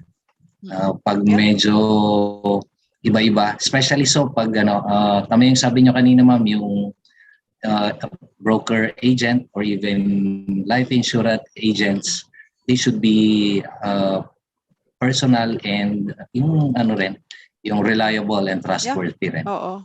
O wag kayong matitempt just because mataas, mag-promise sila ng mataas. Hindi totoo yun. Thank you very much, ma'am. Thank you very much. Thank you also. Ma'am, naka-mute kayo. O may tanong pa. Hi, Miss April. I have a question lang po. What would you advise the newbies on planning to start investing na walang masyadong knowledge and time? Should we invest in VUL? I think this was mentioned. Oo. Or should we get a separate for insurance and invest in stocks and bonds? Oo, separate. Ito pa. Good day, Miss April. Do you think the index will be able to sustain above the 7,000 level? Naku. Oh yeah, oo, sinagot ko na yan. Meron kaming even in the column kasi 'di ba ayun na nga isipin na lang natin last year 'di ba nung around remember 2020 people were kind of skeptic about the vaccines and then all of a sudden they became available. And then the US was able to reopen because of the vaccines. Unfortunately, tayo dito hindi naman tayo naging we weren't able to access it, but that said, right now at least the NCR our vaccination rate is high and yun na nga meron na tayong molnupiravir, so hindi nga pwede maging masyadong negative, and besides our stocks are super cheap, as in super cheap ngayon. So kung maging negative pa ako, I think it's more like, sige, sabi natin ma-delay na naman tayo. It's more like, most likely we will stay where we are at rather than go back to say 5,000, 4 plus. I don't think so Parang hindi naman siguro. Siguro, risk-reward lang maganda. Parang if we go down, probably we'll go down a little bit but not a lot. But if we go up, mas malaki yung upside potential. Oh. For some of us, siguro we have extra funds and we can probably experiment and, Oh yeah, oo. Lang amount. But then, at the back of our minds, some of us are also thinking, what might be the effect of the elections in the stock market? Well, ako parang optimistic naman ako. Kasi consumer spending tends to benefit from election spending naman, di ba? So, well, we've been through many administrations and if you look at the performance of the market, the trend is generally up regardless of who the president is anyway. So, ang maganda lang now is, we're coming from a very low base. We're not, and people are also negative anyway. So, konting positive surprise lang. Mas may upside. Rather than we are also optimistic today and then something bad happens, mas malaki ang downside natin. Totoo. Anyway, maraming salamat po. Okay, thank you also for the opportunity. Marami nang mag-i-invest sa stock market at marami nang natutunan ngayong hapon. Salamat Thank po, you. April Tan. Thank So, you. after every segment, we have a raffle. And we have our first winner for this afternoon, Miss Christy Joy M. Orias from Mactan, Cebu. This is a JBL Esquire Mini 2 speaker with a microphone. Tama ba yun? Okay, is she here? Remember, presence is necessary. Andito siya. Si Christy Joy. Okay, thank you. Thank you very much. So, we'll now proceed. And our next speaker is Mr. Chinky Tan, ang pambansang wealth coach. And he will talk to us about the secrets of the rich. Interesting. Mr. Tan? Yes. Hi, Ma'am Carmen. Thank you very much. And April, I catch actually some of the parts that you were mentioning, and it's really such enlightening that you're giving a bright forecast of what's going to happen in 2022. Alam mo, one thing that I've learned in life, di ba? Katulad tinatanong po natin, no? What will be the future for 2022? One thing that I've learned in life, Ma'am Carmen, and all the participants who are here, control the things that you can and let go of the things that you cannot. Even as much we want to everything to be bright and okay, pero alam mo, no one can control the future. Do you agree, Ma'am Carmen? Just like nitong COVID, if any one of you right now, participants, can tell me, Colonel Victorino, COVID will end by this time, no? I think you will be one of the wealthiest person in the world because you can already project, di ba, what will happen. But yun nga, ang naintindihan ko, ang pinaka-best part nga is to educate yourself, prepare yourself, especially in these times. And then once you prepare yourself, everything can follow. But before we start, I just like to again say hi to everyone. And I'm sure you've learned a lot already from the first speaker. And kung I just want to greet everyone, and then pakitype lang kung taga saan po kayo, and I'm sure majority of your work from home, pakitype lang sa chat box. Let us use the chat box in order for us to be engaged. I'd just like to say hi to Vilma, Tito, to Charat, Marie Chris, Miss Rhea, Danzel, and Anna Marie, si Ruby from Las Piñas, si Colonel Jocelyn Antig from Villamor, Pasay City, Towes, o sa taga Villamor, Ana Marie from Pampanga, Kapas Tarlac, Bacoor, Cavite, okay. So, Michelle, okay, Pampanga, Villamor Air Base. Ma'am Colonel Victorino, pwedeng paki-open lang yung mic. May question Yes, lang. sir. Or may mga taga Cebu. Majority ba of our participants are in the service? Yes, sir. Yes, sir. That's correct, sir. These among our audience right now are officers, enlisted personnel, even the spouses of our personnel in the Air Force. Okay. Not only in the Air Force, we also have participants from other services like the Army and the Navy. It's an AFP-wide activity, sir. Thank you, Colonel Victorino. Dagan salamat ha sa mga kabalot. Thank you kaayo. Dagan salamat sa imong pag-abot sa adlaw na ito, sa hapon na ito. We have someone from Mindanao, Davao, okay, and Cheryl and Michelle. So right now, sabi ni Michelle, gusto daw niya yung libro kong Happy Wife, Happy Life from Pasay City. Kasi nga, 'di ba? Parang I always tell people, no, especially people who are married, no, marriage just like a workshop. The other one work and the other one shops. Kaya nga, yung mga breadwinners.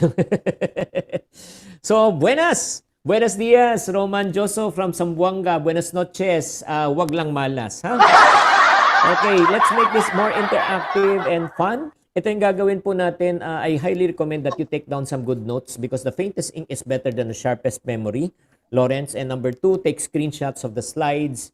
And ang gusto kong mangyari talaga, I will want to give you an overall perspective, and the ultimate goal after this session is you will be able to prepare yourself financially. Yun talagang pag natapos na yung tong session na ito, paglabas mo, alam mo na yung roadmap, yung gagawin natin. Okay? So, wag na po natin patagalin. Yes, let us start. Right, I'm going to share with you the 3 money secrets to change your financial life forever. Ano ba itong tatlong sikreto na ito? Oo. Pero after na ma-reveal ko ngayon, hindi na sikreto. Secret number 1. Ito na, secret number 1. Ready na po. Okay, the first thing that you and I need to do is change our money mindset. Kailangan po natin magbago yung ating pag-iisip pagtungkol sa pera. I always tell people, ang pagyaman ng isang tao ay hindi nag-uumpisa sa laman ng kanyang bulsa kung magkano kanyang kinikita. Ang pagyaman po ng isang tao ay nag-uumpisa kung paano siya mag-isip. Allow me to present this first formula. It's called mindset plus action equivalent to what? Result. Repeat after me. Mindset plus action equivalent to what? Result. Negative mindset, negative action, negative result. Positive mindset, positive action, positive result. Wrong mindset, wrong action, wrong result. Right mindset, right action, right result. Garbage in, garbage out. What you sow is what you reap. You cannot live consistently to the way you think inconsistently. You can never win in life with a defeated mindset. Hindi ka magwawagi sa inyong buhay kung ang mindset mo ay talunan. Do you agree? Yes or no? If you agree, type agree. Paki-type lang agree. So, ito po, isipin po natin mabuti.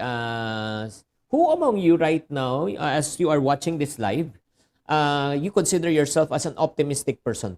Positive ka mag-isip. Very optimistic ka. Type me. Type me. Yung talagang, talaga. Si Colonel, very optimistic. Si Esther, maraming optimistic. Ha? Okay, good. So right now, test natin kung talagang optimistic tayo. Pakilabas nyo lang ako sa screen. Okay, kindly fill in the blanks for me. When you say fill in the blank, i-type nyo lang po. Sample lang, fill in the blank. Complete the sentence. Ang Pasko ay suma. Paki-type lang. Ang Pasko ay suma. Tama, Oliver, Michelle, Stephen. Very good, Debbie Ann. Okay, so right now, fill in the blanks for me without thinking, without any hesitation. Bago tayo sumakay sa eroplano, anong parating na sa mindset natin? Paano kung type nyo. Paano kung crash. Bago tayo mag-exams, paano kung exams? Paano kung exams, bumaksak. Bago tayo magnegosyo, paano kung malugi, di ba? Napaka-positive talaga natin lahat. Wow! Ang galing-galing, di ba? Napaka-optimistic natin, di ba? Anong plano sa buhay? Crash, fail, lugi. Positive ka? Oo naman, positive yan. Crash, fail, lugi, positive na positive talaga. Ay, nako. Mga friendship. Pwede magpakatotoo ngayong hapon na ito. Ate Vilma, Michael.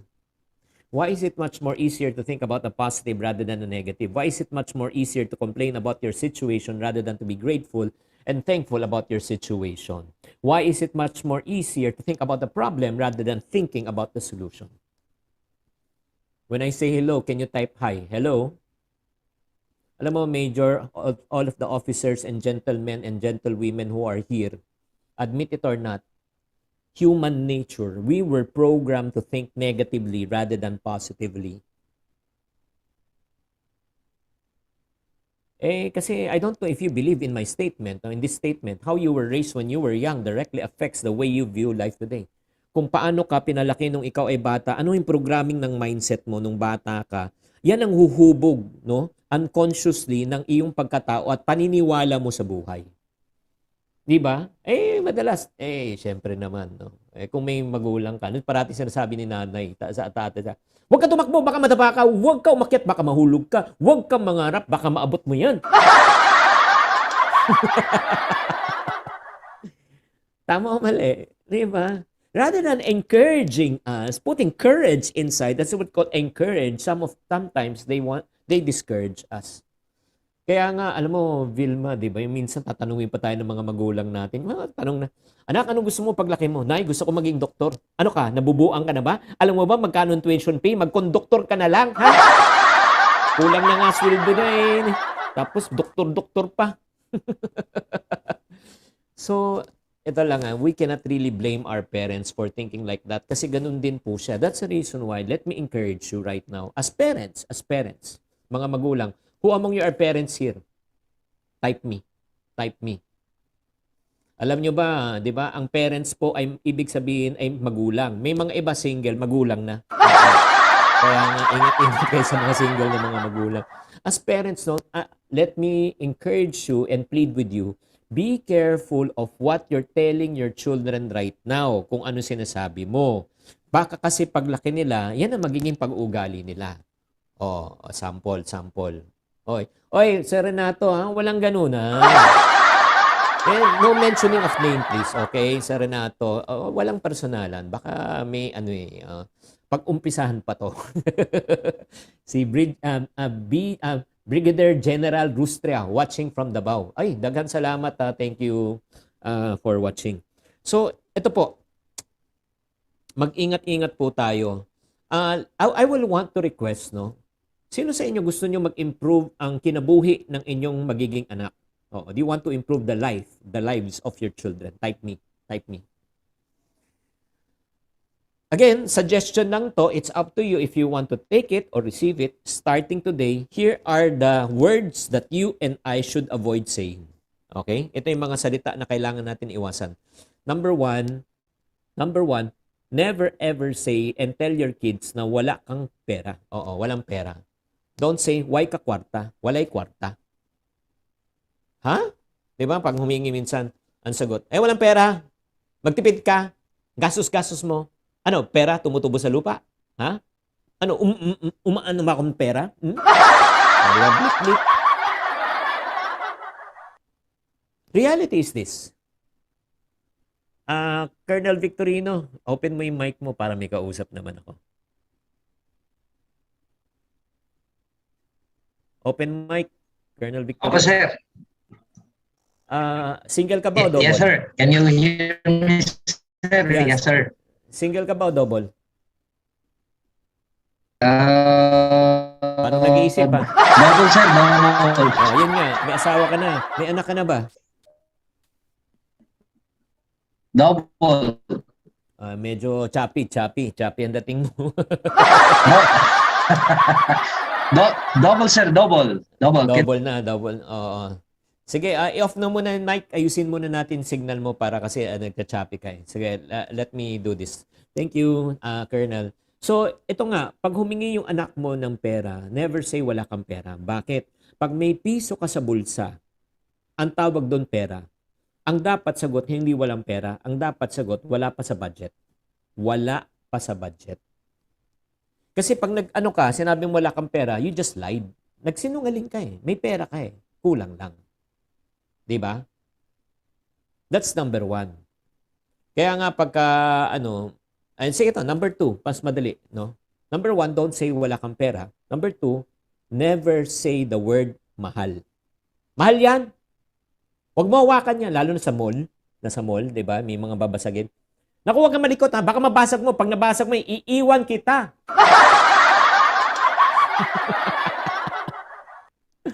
Narinig niyo na yung mga ganun. Ay, grabe naman. You instill so much fear to your kids na parang feeling mas mahal pa yung mga gamit kaysa sa kanya eh. Di ba? Ito lang let me tell you this and help you to change your way of thinking and your mindset. Look at me. Walang bagay sa mundong ibabaw na ito na ginawang mahal. Ha? Ano ibig sabihin? Okay, let me ask you this question. Kumain sa Jollibee. 50 pesos. Kayo, paki-type lang mura o mahal? Kayo, yung at your standard, mura o mahal? Colonel, Henaro, marami nagsasabi sa inyo mura. Pero alam mo, para sa isang taong nakatira sa kalsada, kumain sa Jollibee ng 50 pesos, mahal po yan. Mahal yan. Yung walang matirahan. Now, next question. Kumain sa Sofitel, yung yung buffet per head 5,000 pesos. Mura mahal. 5,000 per head. Mahal yan para sa inyo, di ba? Pero para sa taong kumikita ng mga 1 million, 2 million pesos a month, mura yun. Hello? When I say low, you type high?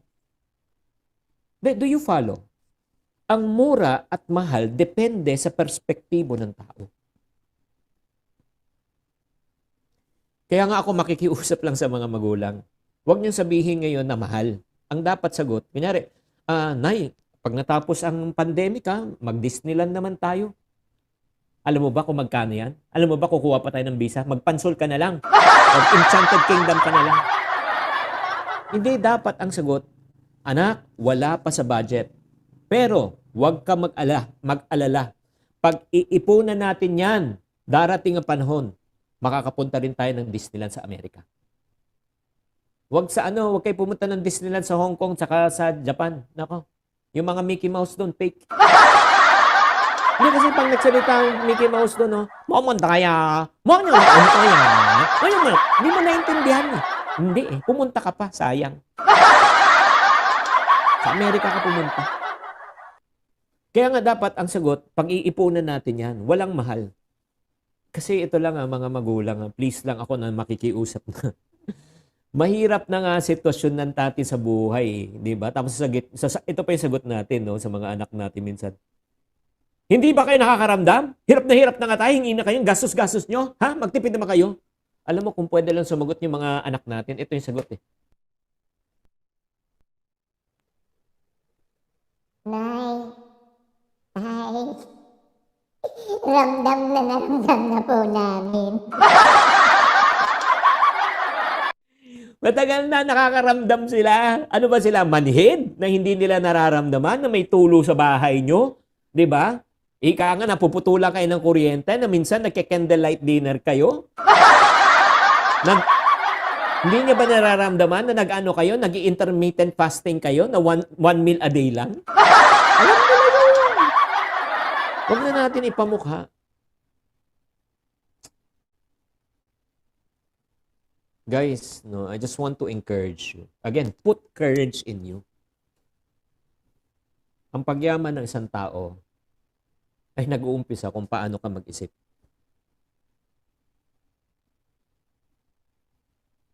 One last. Before I start, hindi pa ako nag-start eh.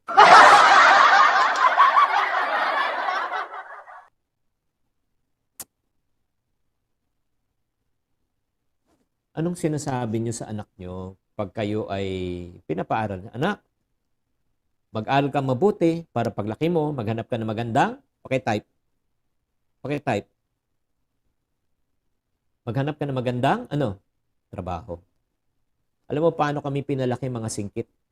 Anak, mag-aral ka mabuti para pagka laki mo, graduate ka, magtayo ka ng magandang negosyo.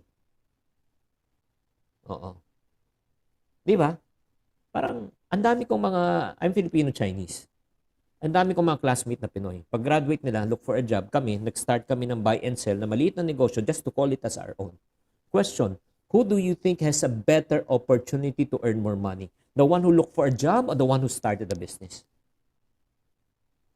But what was the major difference, Esther? Was it the school that we went to, teacher that taught us, the books that we read? The major difference was, how were we mindset when we were young?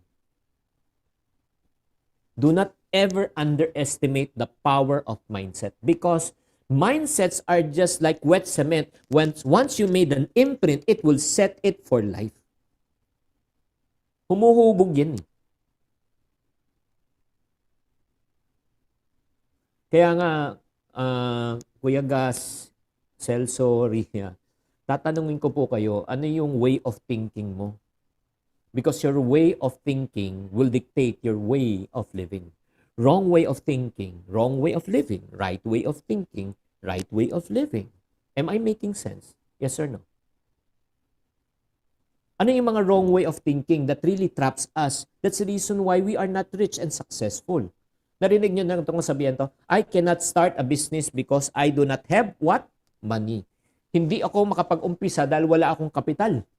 Narinig nyo na yun? That's a big fat lie. Huh? What do you mean, Chinky? Oh, listen, look at me.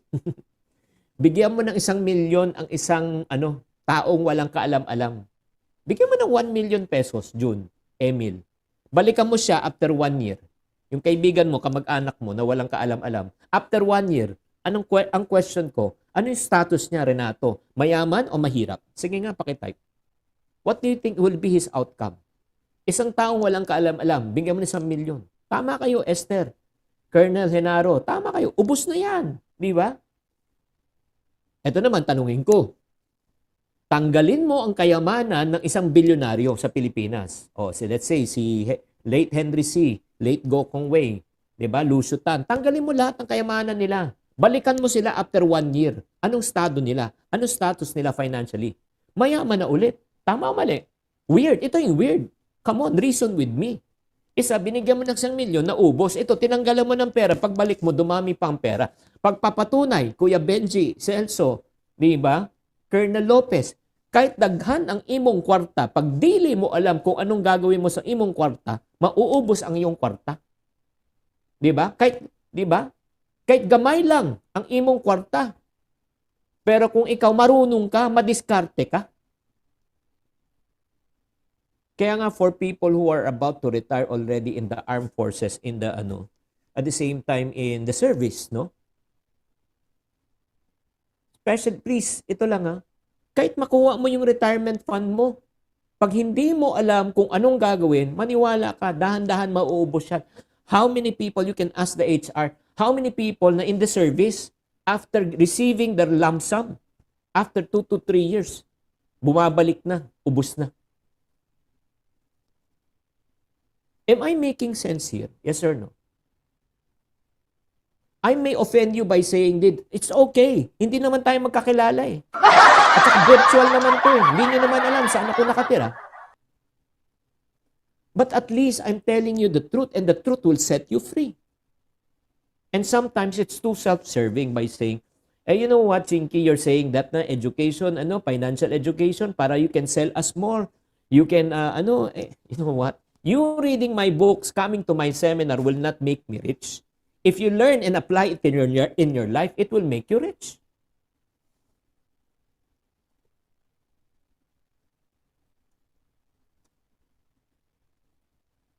Ano, gusto nyo pa ba ituloy ito? Pwede na natin tigil to.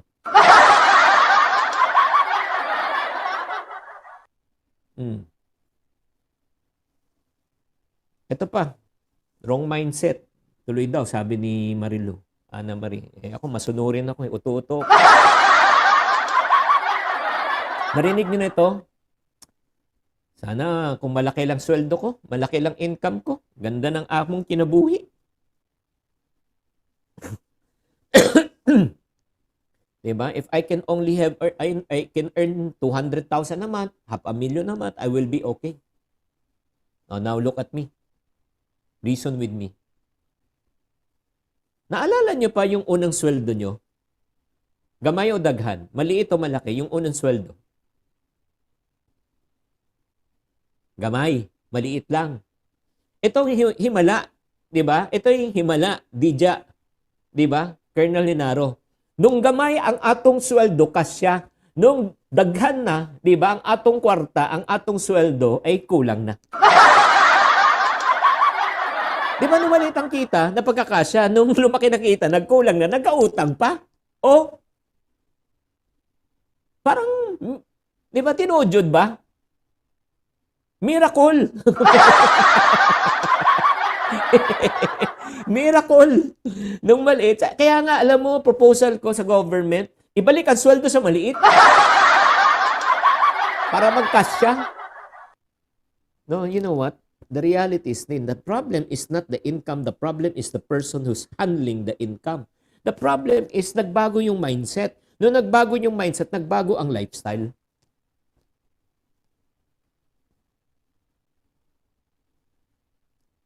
Real talk tayo. The more we make, the more add to cart we make. Tama si Roman. Add to cart ng add to cart. Pero wala namang check out. Wala pang check out. Pambihira naman, no? Ay, grabe.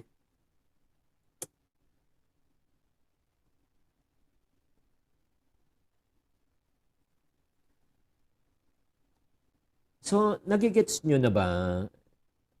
Are you learning so far? Yes or no?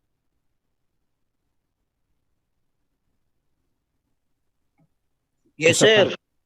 Isa pa. Isa pang wrong mindset natin, yung wrong belief natin eh. Ito. It's so hard to earn money. Grabe. Hirap. Hirap kumita. Hirap ng buhay. Diba? Now, look at me. I do perfectly agree. Ano lang common sense lang to. Agree with me if I'm right and correct me if I'm wrong. Mahirap mag-drive pag di mo alam. Mahirap magluto pag di mo alam. Mahirap mag-swimming pag di mo alam. Am I right or left? Diba? Mahirap maging piloto. Oo. Sa Air Force pag di mo alam. So, what's the solution? What's the solution? What's the solution? Alamin mo. Pag-aralan mo. Study.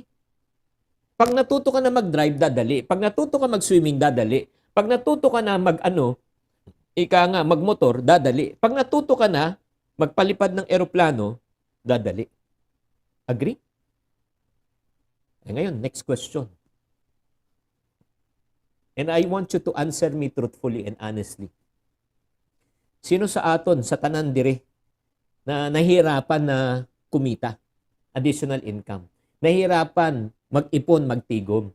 Nahihirapan mag-invest. Oo, nahihirapan. Oo. Pag nahihirapan ka mag-start ng sideline business, mag-invest, at the same time, talagang kumita at mag-manage ng pera, ang ibig sabihin lang po ay simple. Kulang ang ating kaalaman at wala pa tayong masyadong alam. So, anong solusyon? Anong solusyon?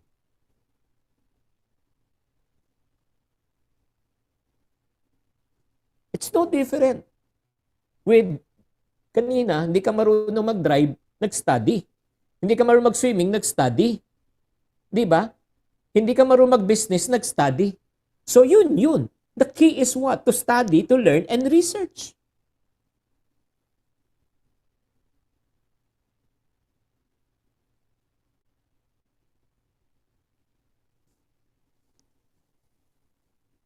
One last. One last. Ito lang This may really revolutionize the way you think as a person. And if you really understand this, Colonel Lopez, I'm not saying I hope ang dating sana hindi yung dating, ay ang galing-galing naman ni Chinky, ay kami wala ka. No, I hope you understand Hindi ganun ang dating. I used to be also ignorant. I used to also don't know everything what I'm saying. Dili ko talaga alam. Pero praise be to God that I have really good mentors, good coaches, di ba? I read books, I attend sessions, seminars just like this, and I have good mentors and coaches, and one of the mentors and coaches that I really look up to is no other than Francis Kong. I don't know if you know him. He was the one who mentored and coached me to be a communicator just like this. So, by saying that, ito lang, I want your response. Who among you believe that experience is the best teacher? Type me. Type me.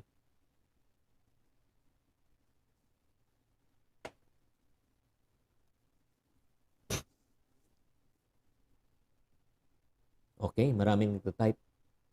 But look at me right now. Let me propose, there are some mistakes in life that are what we call as reversible, that you can recover. But there are some mistakes in life, Bilmatito, Dulce Amor, in life that are irreversible.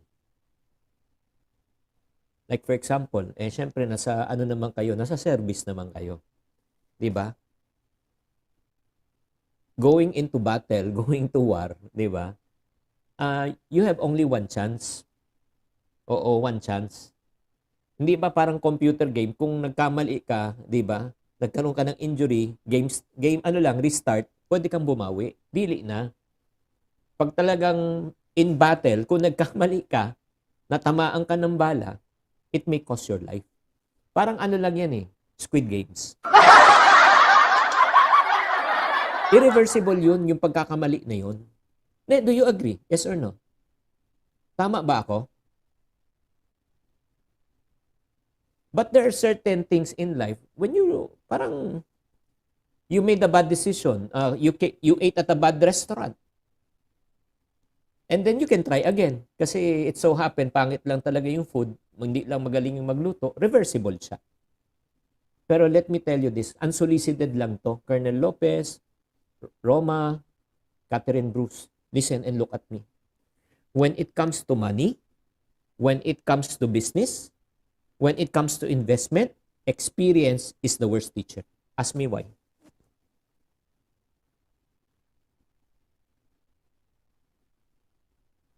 Especially when you are investing your retirement fund. When you are investing a lot of money. Once you lose your retirement fund, you invested in a wrong business opportunity, in an investment opportunity. Once you lose it, you will never recover it. And you're talking about 30 years or 40 years of service. Bigla na lang, na-scam ka, na-pyramid ka. How can you recover? You don't even have any more the time and the energy to recover. Kaya nga, for me, when it comes to business, investment and money, experience is the worst teacher. So what's the option? Dancel, Rhea, if you want to entertain this idea, this can save you a lot of money. And if this is the only thing that you can remember, it's worth your time right now listening to me.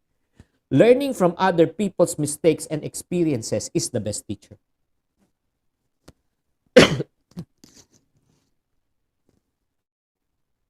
Matuto ka sa karanasan at pagkakamali ng ibang tao na marurunong at mas marunong sa'yo, mas magagaling sa'yo. Yan ang pinakamagaling na guro.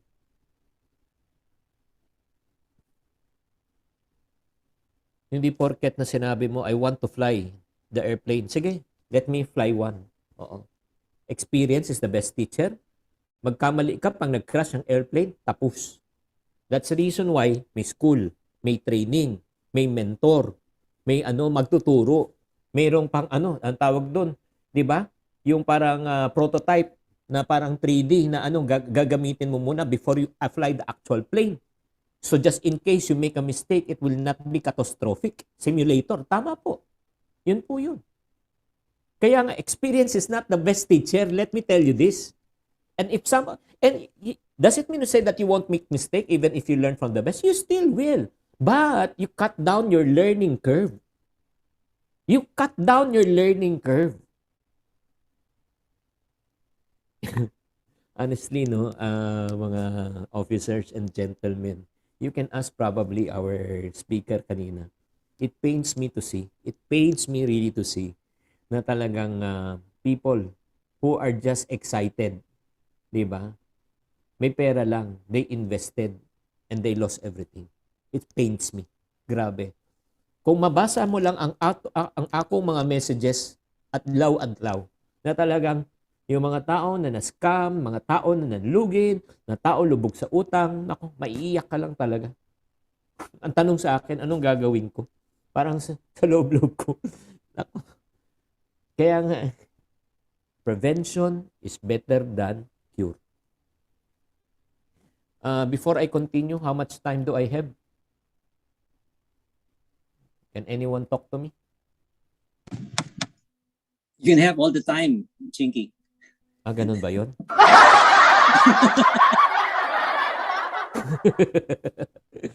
May session pa ako na isa eh. Sandali lang hindi ko makita. Okay, I have 25 Then we'll minutes. understand.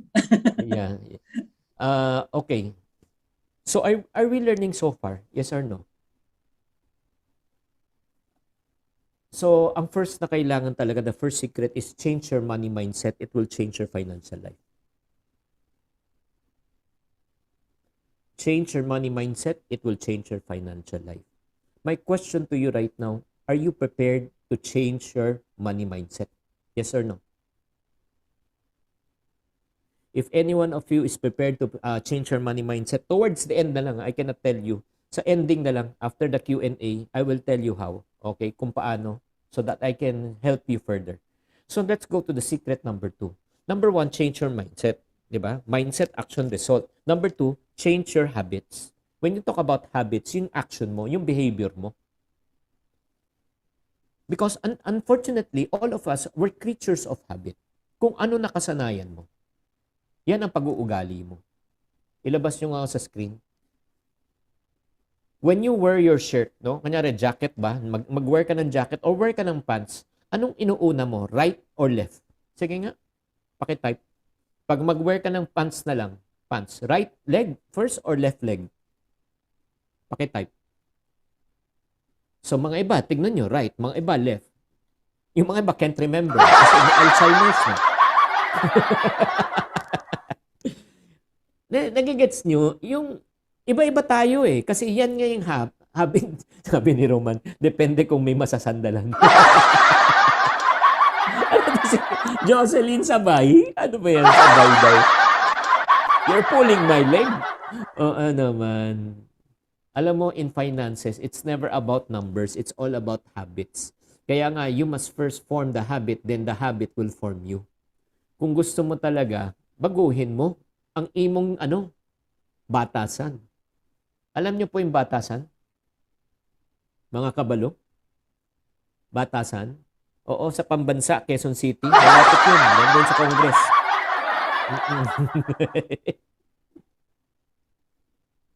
Hindi, bagbawin natin ang atong ugali. Let's talk about yung mga ugali po natin. Number 1, yung earning habit. Paano yung earning habit mo? Review your income. Diba? Are you earning less, just enough, or more than enough? Tanungin mo sa sarili mo. Yan. Real talk tayo. Sapat lang? Okay? Or daghan? Or super daghan? Kayo lang makakasabi nun. Diba? May mga nagsabi, kulang eh. May mga iba, tama lang. Sakto lang. Sakto jud. Diba? Or if not naman, ay daghan talaga. Number 2, check your spending habit. Review your lifestyle. Can you afford the lifestyle that you're living talaga? What do I mean by the lifestyle that you are living? Na minsan, di natin napapansinin. Akala natin kulang ang atong income. Pero actually, dili naman kulang ang atong income. Magastos lang talaga tayo. Sige nga, look at me. Ilabas nyo nga ako. Di ba may mga iba nagsasabi na kulang sweldo? Ang solusyon, dapat dagdag kita or utang. Yan ang ginagawa ng tao, if not overtime or sideline. But do you know na these are the wrong options? Later, I'll tell you why. And I will tell you na talagang hindi kulang income. Who among you eats out with your family prior to pandemic? Diba nagkaon kayo sa labas, pagka restaurant, magkano ang imong bill? How much is your bill? Can you please type? More or less lang. Family of 5, 5. Kaon kayo sa labas, kumain kayo, diba? 700 to 1,000 pesos probably. Tama? O, lagay mo na sa 1K para majority na yung 1K. Every Sunday mo ginagawa, every Sunday, 'di ba? Parang syempre guilty ka na hindi mo kasama lalo na kung nasa service kayo, minsan na kayo umuwi. 1K times 4 month, 4K yan a month times 12 months, 48,000 a year yan. 48,000 a year. Na dili naton napapansin na nagagasta na po natin 48,000. So right now, you become conscious.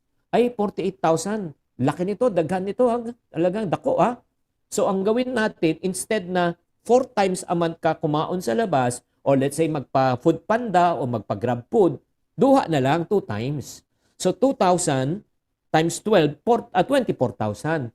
Dati 48, ngayon 24. Dati 48, ngayon 24,000 per year. So magkano ang na-save mo? Magkano? Pakitype. 24K. Tama o mali? So, in other words, ito yung good news. Dati, 48,000 ang imong gasta. Pangkaon lang. Diba? Extra. Ngayon, 24. So now, look at me. And I hope you won't forget this. Money not spent is money additionally earned. Ang pera dili mo ginasta ay imong dagdag kita.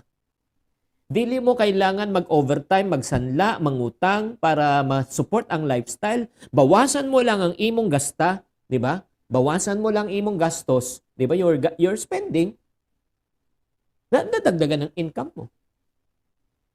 Am I making sense? Yes or no? In solving financial issues, this is one thing that I've learned. I will go back. In my earlier statement when I opened, What will happen to the economy? Who will be our next president? Question, and I hope you answer me honestly. Who among you can control the outcome of our economy? Who among you can control who will be our next president? Who among you can control? So, even if we fight about this, mag-deliberate tayo, caucus tayo, or let's say magdebate kung sino ang tamang presidente para sa atin, none of these things we can control. And one thing that I've learned in life, control the things that you can and let go of the things that you cannot. And likewise, one thing that we can control about our finances is spending. You cannot control the inflow, but you can control the outflow. You cannot control how much income you want to generate. You cannot control your investment returns that you want to have. If indeed you can control, I'll join you. But one thing you and I can control are our expenses. So ask yourself, let's go back to the slides. What are your leaks? Ano ang imong tagas? And you can be the only one who can answer this. Again, the problem is not the income. The problem is the person who's handling the income. It's your attitude towards your income. Am I making sense? Yes or no?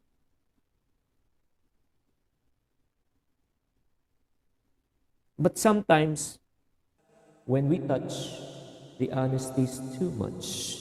And I have to close my eyes and cry. I wanna hold you till I die. Ayun po ang problema. Sometimes talaga, we have the tendency to compare ourselves with others. Buti pa sila. Ang gaganda ng mga sasakyan. Hindi katulad namin. Nakamotor lang. Naiinggit ka sa mga taong may mga sasakyan. Ang unang tanong ko, bayad ba? Karamihan doon, utang. Kung bibili ka ng Toyota Innova, tapos uutangin mo, dapat tawag sa sasakyan mo, Toyota Inutang. Sa taas ng plaka, di pa bayad. Sa ilalim, hirap na hirap. Di ba? Why should you compare yourself with others? Oh, nag-abroad sila. Kaya nila yun eh.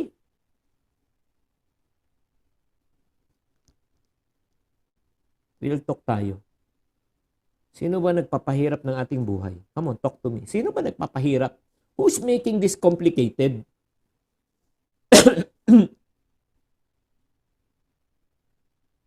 Isn't COVID enough to teach us real life lessons that you and I can really survive on the basics? For almost 2 years, we hardly ate out. For almost 2 years, we never really went out of the country. Di tayo nakapag-ano to protect our family. And we're still alive and kicking.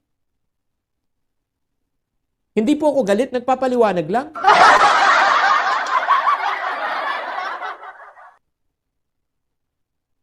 Di ba? Parang no offense meant, no? Friends, na parang ano eh.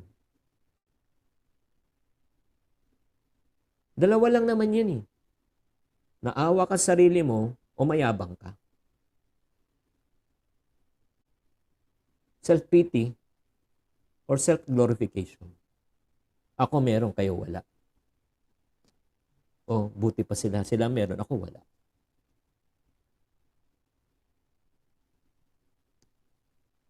I know after this session, hindi nyo na ako invite, okay lang.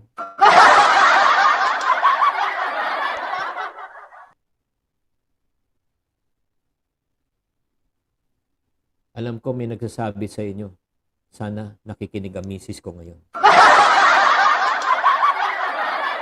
Hindi mo in-invite eh. Review your lifestyle. Number 3, in terms of habit, ano yung imong saving habit? Review your priorities. Ikaw ba'y nagtitigom? Alam naman natin this eh. Hindi naman importante yung alam eh. Ginagawa ba? Income minus savings equivalent to expense. Kita, then tigom, bago gasta. If you always inuuna mo muna yung gasta bago tigom, ay wala. Ni pisong duling walang matitira. because our income is limited but our expenses are unlimited. So ask yourself these hard questions. Meron ka bang emergency fund? Are you savings for your emergency fund? Kung isa lang fund na kailangan nyo po na maipon is savings. Mag-ipon ka for emergency. Ano tong emergency fund? Just in case. Mga how many months pala? At least 6 months. Ha? Ngayon, 6 months na because of COVID. Yung tubig, kuryente, upa, matrikula, kung ang monthly expense mo, 30,000. 30,000 times 6 months, 180,000. Nakaset aside. Why is the emergency fund so important? Just in case you lose your job, just in case the income slows down, you have 6 months of living expense that you can live on so that you don't have to worry. In 6 months' time, you can recover. In 6 months' time, you can find another job or start another profession or probably start a new business na dili ka talaga mamumblema. O next, may utang ka ba? O. So kung may utang ka, priority mo. Dapat magbayad ng utang kasi negative yan. Next, are you saving for your future? May investment ka ba? Gusto mo mag-invest, pero wala kang emergency fund. Gusto mo mag-invest, wala kang may utang ka pa. 'Di ba? Paano ka mag-i-invest kung may utang ka? 'Di ba? So check your habit. Tatlong habit: earning, spending, and saving. And third, last but not the least, third secret, after this, I'll take in your question, change your money result. Yung money result mo, kung anong gusto mo. May kasabihan nga dito di ba? Ni Ralph Waldo Emerson, you saw a thought, you reap an act. You saw an act, you reap a habit. When you saw a habit, you reap your character. And when you saw your character, you will reap your destiny. So it starts with having the right mindset. It's not the other way around. Babalik na naman ano yung mindset mo? Pessimist ka ba or optimist?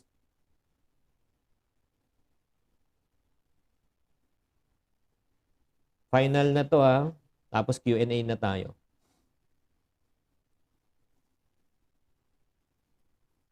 Final question. Who among you inside this room talagang gusto nyo talagang tumaas ang inyong kita, ang inyong investment? There are 4 Qs. 4 Qs. 4 Qs. Letter Q. I want you to write down 4 Qs. Number 1, ang kailangan mo is your IQ. Increase your IQ. When you talk about increasing your IQ is how well do you make financial decisions.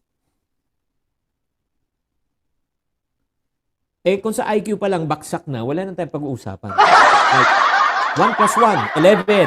Patay na tayo.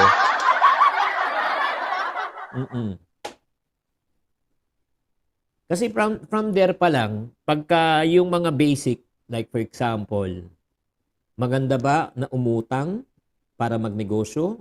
O maganda ba umutang pambayad ng kuryente? Pag doon pa lang, mali na yung premise mo, yung IQ mo, common sense, wala na. Everything wala. Mali lahat. Number 2, work on your EQ. How well do you manage your feelings? Alam naman natin na hindi tayo dapat magutang. Alam naman natin hindi na tayo mag-overspend. Pero when it comes to financial decision, it's not an IQ decision, it's an EQ decision. Di ba? Alam naman natin na gusto mo na magpapayat. Di ba? Kailangan mo na mag-diet. Pero pagpasok mo sa opisina, bigla birthday ni boss, ni general, at may lechon sa harap mo. Ano sabihin mo? Bukas na lang. Bukas na lang ang umpisa. Cheat day, sabi ni Roman. Di ba nagigets mo? Nawawala na yung desisyon na tama kasi emotional ka na. How well can you handle your emotion if you see temptation? Again, kahit alam mo na tama, pero yung feelings mo, overrule it, wala. Mali pa rin. And third, A is what? AQ. How well do you deal with adversities and challenges? Pag dumaan na ba yung pagsubok, iniiwasan mo, inaharap mo. Pag dumating na yung mga kolektor, Hinaharap mo o sinasabi mo sa anak mo, anak, sabi mo wala ako. Nasaan tatay mo? Sabi ng tatay ko, wala siya. Pero nasa loob siya. Mm-mm. Hinaharap mo ba yung mga problema? Kung ikaw, no offense meant, no? Iwas ka ng iwas, walang mangyayari. The problem will not solve by itself. It will just go worse.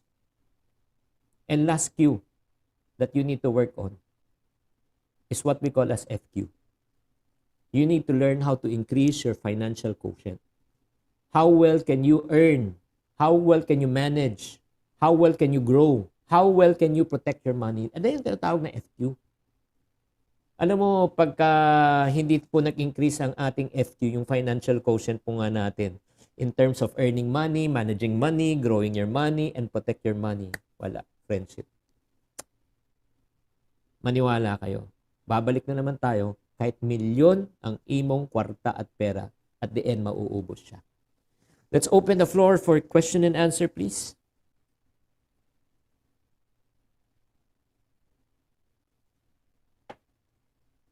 Ma'am Carmen, I apologize. We don't know how to read lips lang. Hindi pa kami nagma-master ng lip reading, pero pagka graduate na ako, malapit na, Ma'am Carmen, maniwala ka. Pwede rin ang lip reading. Maraming salamat po. Aside from being learning a lot from you on the practical side of life, we also were so much entertained. No? And for all the rest, please go to the YouTube channel of Mr. Chinky Tan. You will learn more and again, be entertained. Okay. For our panelists, we have a set of panelists, no? So we'll call on Colonel Joycelyn Antig, Miss Agnes Tandog, and Dave Ryan Haspe, our panelists. Yan, magandang hapon po. Magandang hapon po, Sir, Ma'am Yes. Carmen, Sir Chinky. Opo. Po si Colonel Antig. So, maraming salamat po sa inyong napakasayang session this afternoon. So, kami pong mga sundalo, no, hindi lang sa Air Force, pati sa Army at Navy. Siyempre, gusto po namin yumaman. Pero, takas din po kasi kaming mangutang. So, kung alam niyo po, maraming kumikitang mga slice sa amin, mga loan associations, ganyan. So, kami po sa Air Force, hinihikayat namin yung mga kasundaluhan na mag-attend ng mga ganitong webinars, mga trainings, para po ma-educate kami sa mga financial, para ma-increase yung aming financial quotient na binanggit niyo. So, yun po yung paraan namin para magbago ang mindset, ano po, katulad ng first slide nyo kanina, at para magkaroon po ng actions and results. Kaso po, minsan or madalas hanggang doon na lang po kami sa mindset. Minsan for whatever reason, kulang po ng action yung bawat isa sa amin, kulang po ng result, hindi po kami umaabot, hindi po nagkakaroon ng progress, walang result. So ano po ang masasabi? Is it more of a cultural problem sa bilang Pilipino or sa social problem po ba? Yeah, I appreciate that that observation and at the same time that question. It all starts again with the yung attitude and yung mindset. Let's be honest, no, na number one, hindi lahat kasi open. Di ba? Nagagets nyo, Colonel, na hindi lahat ay bukas sa ganong klaseng parang alam nyo naman kailangan natin to lahat. Kailangan natin mag-ipon, kailangan natin maging maayos pagdating sa pera, pero may mga iba talaga na ayaw magpaturo, hindi bukas ang kanilang isipan. So paano mo mapipilit ang isang taong ayaw, 'di ba? Ang lalabas pa niya na ikaw ay masama. Isa pa ring parang natutunan ko sa buhay is hindi ko kayang baguhin ang ibang tao, pero kaya kong baguhin ang aking sarili. Tama? Or parang mali ako? Hindi, tama ba yung ano ko, paliwanag ko? 'Di ba? Parang kaya nga, parang umabot na ako sa puto ng buhay ko at 57 right now. Bakit ko kokontrolin ang mga bagay na hindi ko kayang kontrolin? Na mai-stress lang ako. 'Di ba? Kaya nga, ang unang tanong, pag may kausap akong tao, yung tao ba ay open sa tamang pananaw sa buhay? Kasi may mga ibang tao na lumalapit po sa akin at humihingi rin po ng payo na desidido na. Sabihin, di ba maganda tong investment na ito? Di ba? Alam mo, medyo ingat-ingat ka lang. Di ba, pero marami kumikita. Nagtanong ka pa, sinasayang mo lang oras ko at saka oras mo. Desidido ka na eh. Naghahanap ka na ng taong talagang aayuda sa'yo. That's number 1. Number 2, hindi mo rin masisisi yung mga ibang tao na nagkakamali kasi wala pong gumagabay. Wala pong nagtuturo. Di ba, nagigets nyo? Probably for some of you, this might be the first time that you'll be hearing this. And it's so parang probably life-changing for some who are open-minded. Wala I cannot blame likewise, ako rin, wala rin naman nagturo sa akin nung bata ako. Yun nga parang I've learned it the hard way. Pero since nga natutunan ko na mahirap na maging mahirap, I came from Tondo, 12 years old, walang-wala. Kung alam niyo lang storya ng buhay ko, nako, grabe. As in, nangarap, nagbenta, guminhawa ang buhay, di ba? Tinamaan yung unang milyon at the age of 20 plus. I came from nothing. I don't have rich parents. Kaya nga I saw, there are a lot of people who are just like me. Walang nag-guide, walang nagko-coach. Kaya nga parang sinasabi ko, bakit hindi ko i-share sa mga tao yung natutunan ko? 'Di ba? Kaya nga ang hangarin ko talaga is nakikita ko bawat Pilipino dapat maging impunaryo and I want to help people to become wealthy and debt-free. At kung ikaw naniniwala, sumama ka, 'di ba? Pwede ka naman manood ng libre sa YouTube, Facebook, TikTok, kasi sabi ni Ma'am Carmen. 'Di ba? That's number 2. Yung mga taong ready na. And then number 3, the last question probably. Are you willing to invest in yourself? Yun ang last question. When you say invest time, money, and effort. Kasi ang mindset ng karamihan na hindi ko na tinakil rin po, ganitong mindset. Gusto nila yung mag-i-invest tapos madaling kita. Yung biglaan. Pag ganun ang mindset mo, candidate ka ng mga scammers. 99% may scam ka. Kasi yung way of thinking mo, at saka yung nila, yung pangpain sa iyo, perfect na perfect. 'Di ba? Kasi gusto mo yung mag-invest ka lang, wala kang gagawin, tapos malaking return, ay yan ang hahanapin mo. 'Di ba?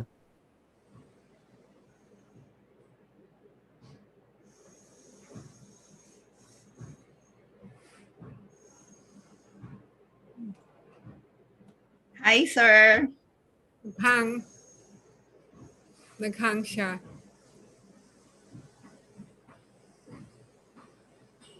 Hi, sir.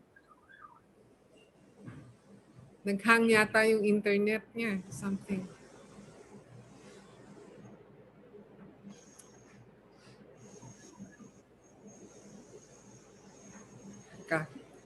We lost him.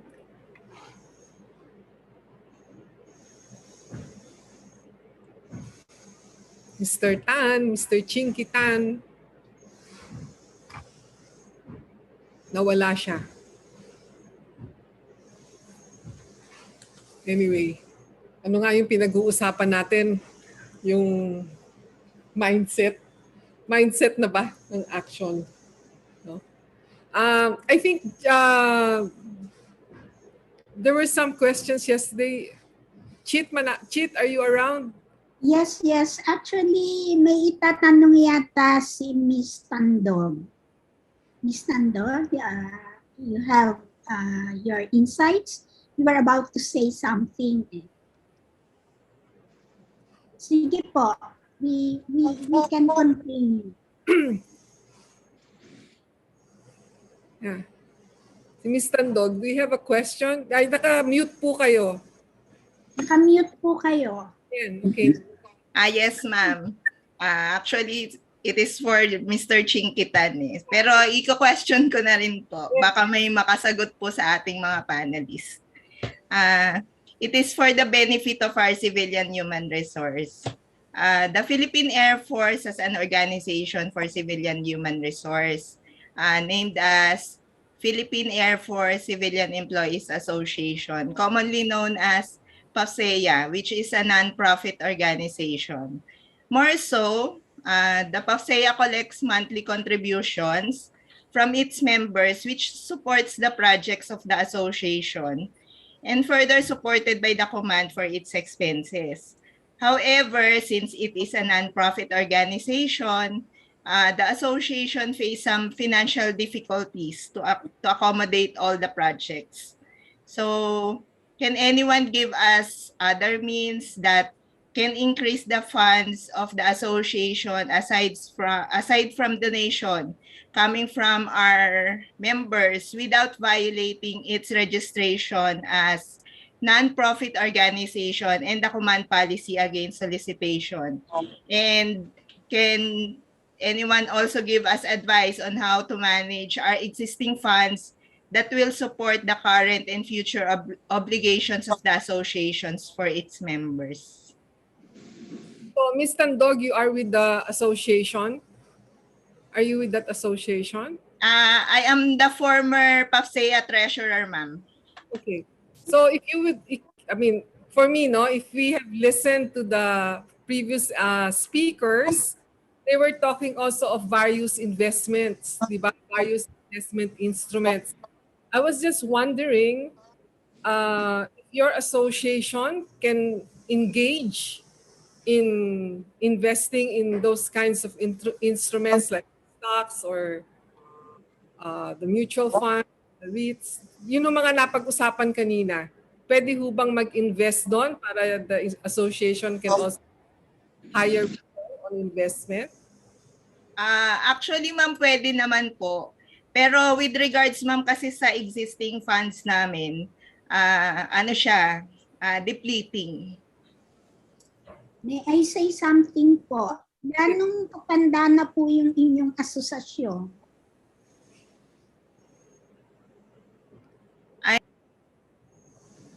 If I may remember, ma'am, parang nasa 27th year na po yata siya ngayon. I see. So, nagkakaroon po kayo ng pondo dahil may contribution na binibigay yung mga miyembro, hindi po ba? Kasi po ako involved simula po nung mag-retire ako, ang age ko po, baliktarin niyo yung age ni Mr. Chinkitan. Yun po ang edad ko. I have been doing outreach work and I am involved in a number of NGOs and my way of paying back to society. Ang pagka po NGO, tapos ganyan po, ang mainam po ay mag-isip kayo na bagay sa umpisa pa lang, magkaroon kayo ng endowment fund na hindi nyo gagalawin yon. Na yung pagdating ng panahon, yung kita ng endowment fund ay enough na para yung operational cost nyo tulad ng sweldo at iba pa. It takes time. Kung kayo po ay 27 years na in existence, kung nagtabi-tabi po tayo ng a certain percentage of your collections for that, malaki-laki na po yun. But it's not too late yet to start it.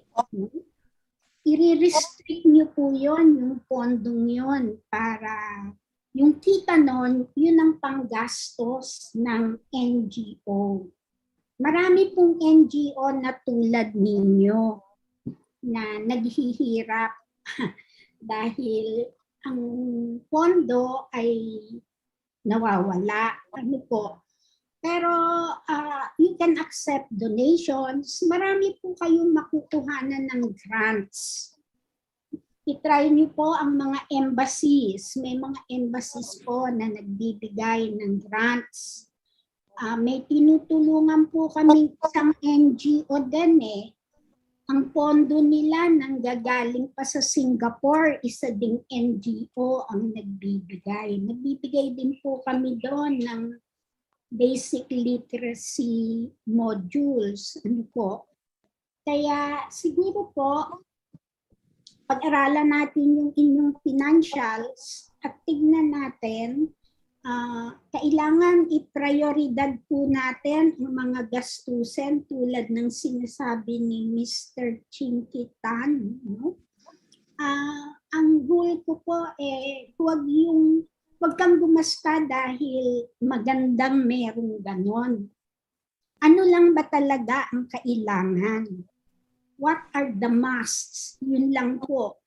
Yung nice to have, pwede pong nice in the mind, but you don't have to have it. Ganun po siguro. No? Mindset din po tulad ni Mr. Tan. Sige po, pwede po natin i-explore on how we can help you, but definitely whatever funds you have, ay kung i-secure, and importante, capital preservation. At limitado po yung sourcing nyo eh. But you look for, marami naman pong nagdo-donate na ang hinahanap ay tulad ng asosasyon nyo. Mag-prepare lang kayo ng brief or presentation. Nandito na po si Mr. Tan. Like to welcome back, Mr. Tan. Welcome back po. Medyo nagka-technical glitch po. Ay, pasensya na po kayo kasi hindi kami nagbayad ng internet kaya natutulan lang po. Pero nakikabit naman ako sa kapitbahay kaya nakabalik na po. Okay, sige po. Next question po para mas makarami po tayo. Si Mr. Haspe. Hi sir, good afternoon. Magandang hapon po. Sige, direct na tayo sa tanong para mas makarami po. Ito po yung tanong ko sir. Di ba one way or another, to have a significant progress in your life, di ba we have to invest in business. So how can we totally convince people to engage in a business considering the stakes are high and not all are gifted by good oral communication skills. Yun po yung first question, sir. Yeah, well, again, babalik na naman tayo, no, Kuya Dave, no, regarding sa, bago ka pumasok, ulitin ko, pag-aralan mo muna.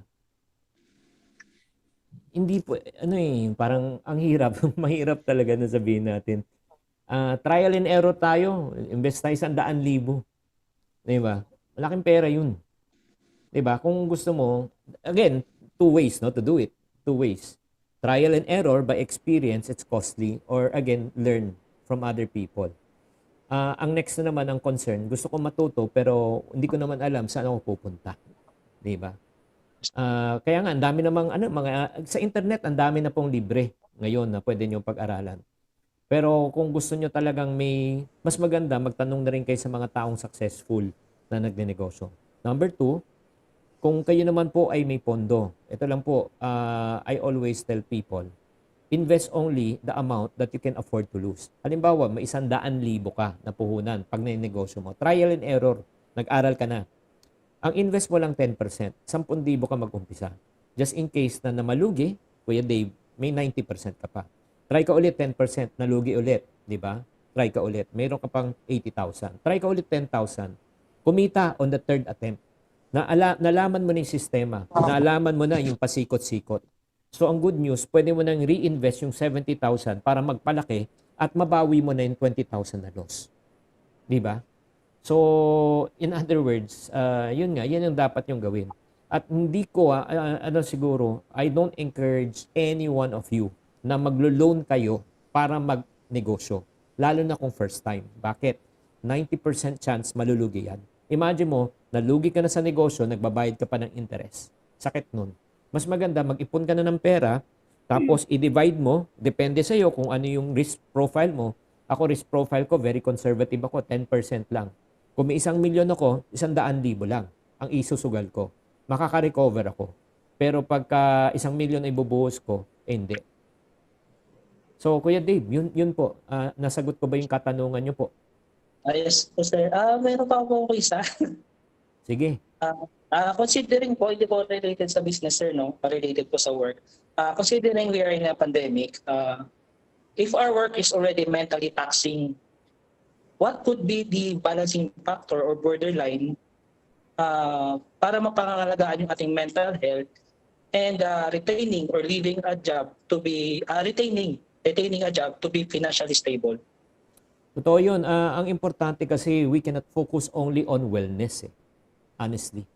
Not only financial wellness, physical wellness, mental wellness. Alam mo, dapat ang nating goal natin, Kuya Dave, wholeness. Kabuuan. Di ba? Ano ibig sabihin kabuuan? Dapat, parang hindi ko pwedeng sabihin na successful akong negosyante, pero hindi ako mabuting asawa. Di ba? Bakit? Ba't ko nasabi yun? Wala akong karapatan na mag-share po sa inyo ngayon. Di ba? Pagka hindi rin maayos yung aking sariling bakuran. Di ba? I cannot export something that does not work. Am I saying that I'm perfect? Not at all.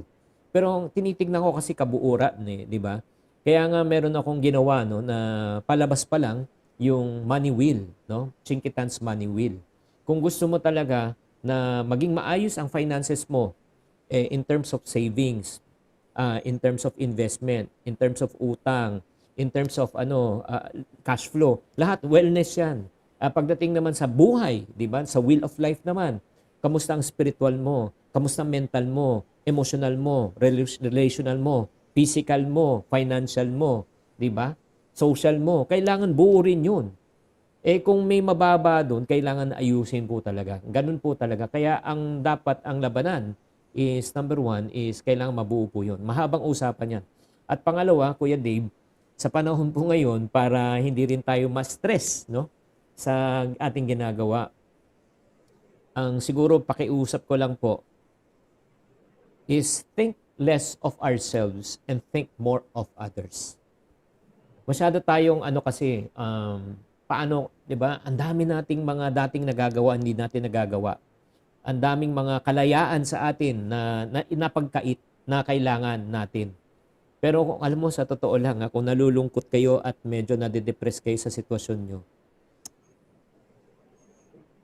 bakit natin hindi ikumpara ang ating sarili sa mga taong mas kapuspalad po kaysa sa atin? Kino-complain nyo na napakaliit ng bahay nyo.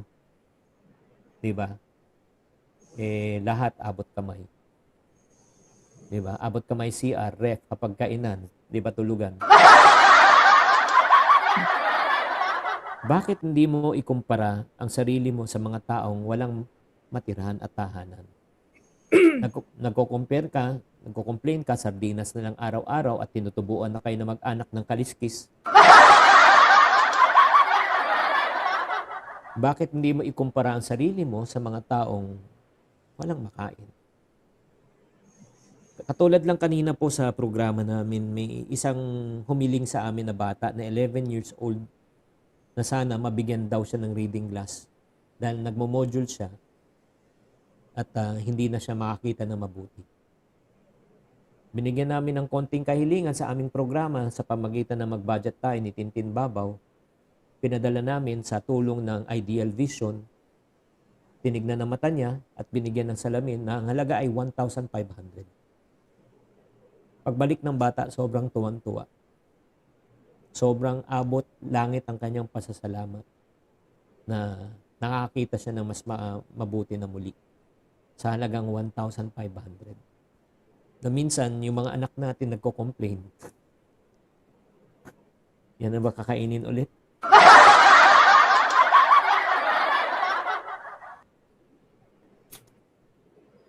Anyway, maraming salamat, Mr. Chinkitan.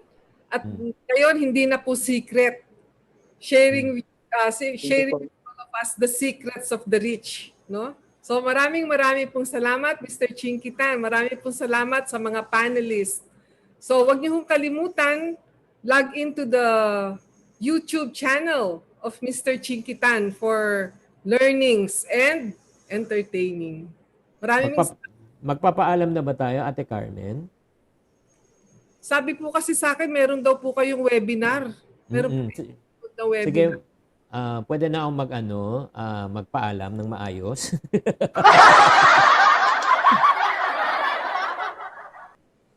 Okay lang, Ate Carmen? Sure. Sige. Una po, nagpapasalamat po ako sa Armed Forces at the same time sa Air Force, no? For inviting me over. It's really such an honor and a pleasure to serve you today. And I would like also to thank Francis Kong. I think he was the one who made this event possible. And para sa mga taong lalo na yung yung ating speaker kanina, talking about investment, siguro last question ko na lang po sa inyo. Sino po sa inyo talaga ang seryoso? Mga seryoso lang po seryoso na matuto po kung paano mag-invest sa stock market at cryptocurrency. Type me. Yung mga seryoso lang. Yung talagang gustong matuto. Kung para sa mga taong gustong matuto, may maganda akong balita. Meron na kaming isang online module. Dahil alam po namin na talagang, especially kayo, busy kayo, wala kayong time, na fixed time. So, ang ibig sabihin ng online module, by demand to. When you say by demand, anytime, parang Netflix. Netflix po siya. Na pwede nyo mapanood 24/7 sa loob ng isang taon kahit anong oras. Kahit sa cellphone, kahit sa iPad. Meron po kaming seminar kung pwede sanang ipakita natin yung poster, yung sana all may investment. Okay, sana all may investment. How to grow and protect your money in stocks and crypto. May 5 po kami nandito sa speaker panel po. May na-invite po akong tatlo na crypto expert at saka isang stock market expert sa isang module. Si Marvin Hermon, stock market expert. Si Artie Lopez, napakagaling nito, 2015 pa, nasa stock na to. Nagki-crypto na. Mandi pa rin, trading coach. Si Colin Golter rin. Ito naman yung Southeast Asia. Kilala rin po pagdating sa crypto. So anong mangyayari po dito? Hindi ko kayo hinihikayat na pumasok sa stock at saka sa crypto. Pero ang layunin dito is matuto muna kayo at malalaman nyo kung para sa inyo ba talaga ang stock and crypto. Nagigets nyo, Colonel Victorino? Iba po yun Iba yung, matuto ka para mag-invest ka. Hindi. Pagkatapos mong mag-enroll, malalaman mo kung para sa ito o hindi. Ang kagandaan po dito sa programa na ito is malalaman mo kung paano mag-open ng account, paano ba mag-trade, paano bumili, paano ba bumenta, lahat ng basics. Kaya nga, if you're interested, sino sa inyo mang interesado, type me na lang po para malaman ko po, type me. Type me. So para sa mga taong interesado, 2 ways po. Number 1, ilalagay namin yung link dito po para kayo ay makapag-enroll. At pangalawa po, ang pwedeng gawin, Instagram me na lang. I-Instagram nyo ako. I-DM nyo ako sa Instagram ko. Ang Instagram ko po ay Chinkitan. Yun po ang Instagram ko. Sandali lang. Lagay ko po. My Instagram handle is Chinkitan. And then type nyo na lang po investment. At para sa mga taong interesado naman po, ay sandali lang mali yan. That's not the right link. Ang right link po for this, ilagay ko po sa inyo. Para sa mga taong directly you want to get the link already, sana, it's here.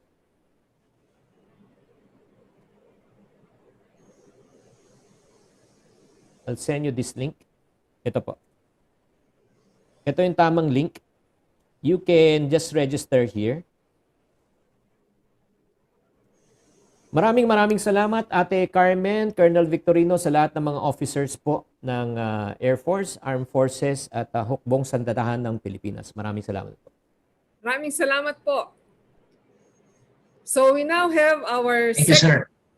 We now have our second raffle winner, Brigadier General Aristotle D. Gonzalez, Wing Commander of the 50th Strike Wing. Are you here?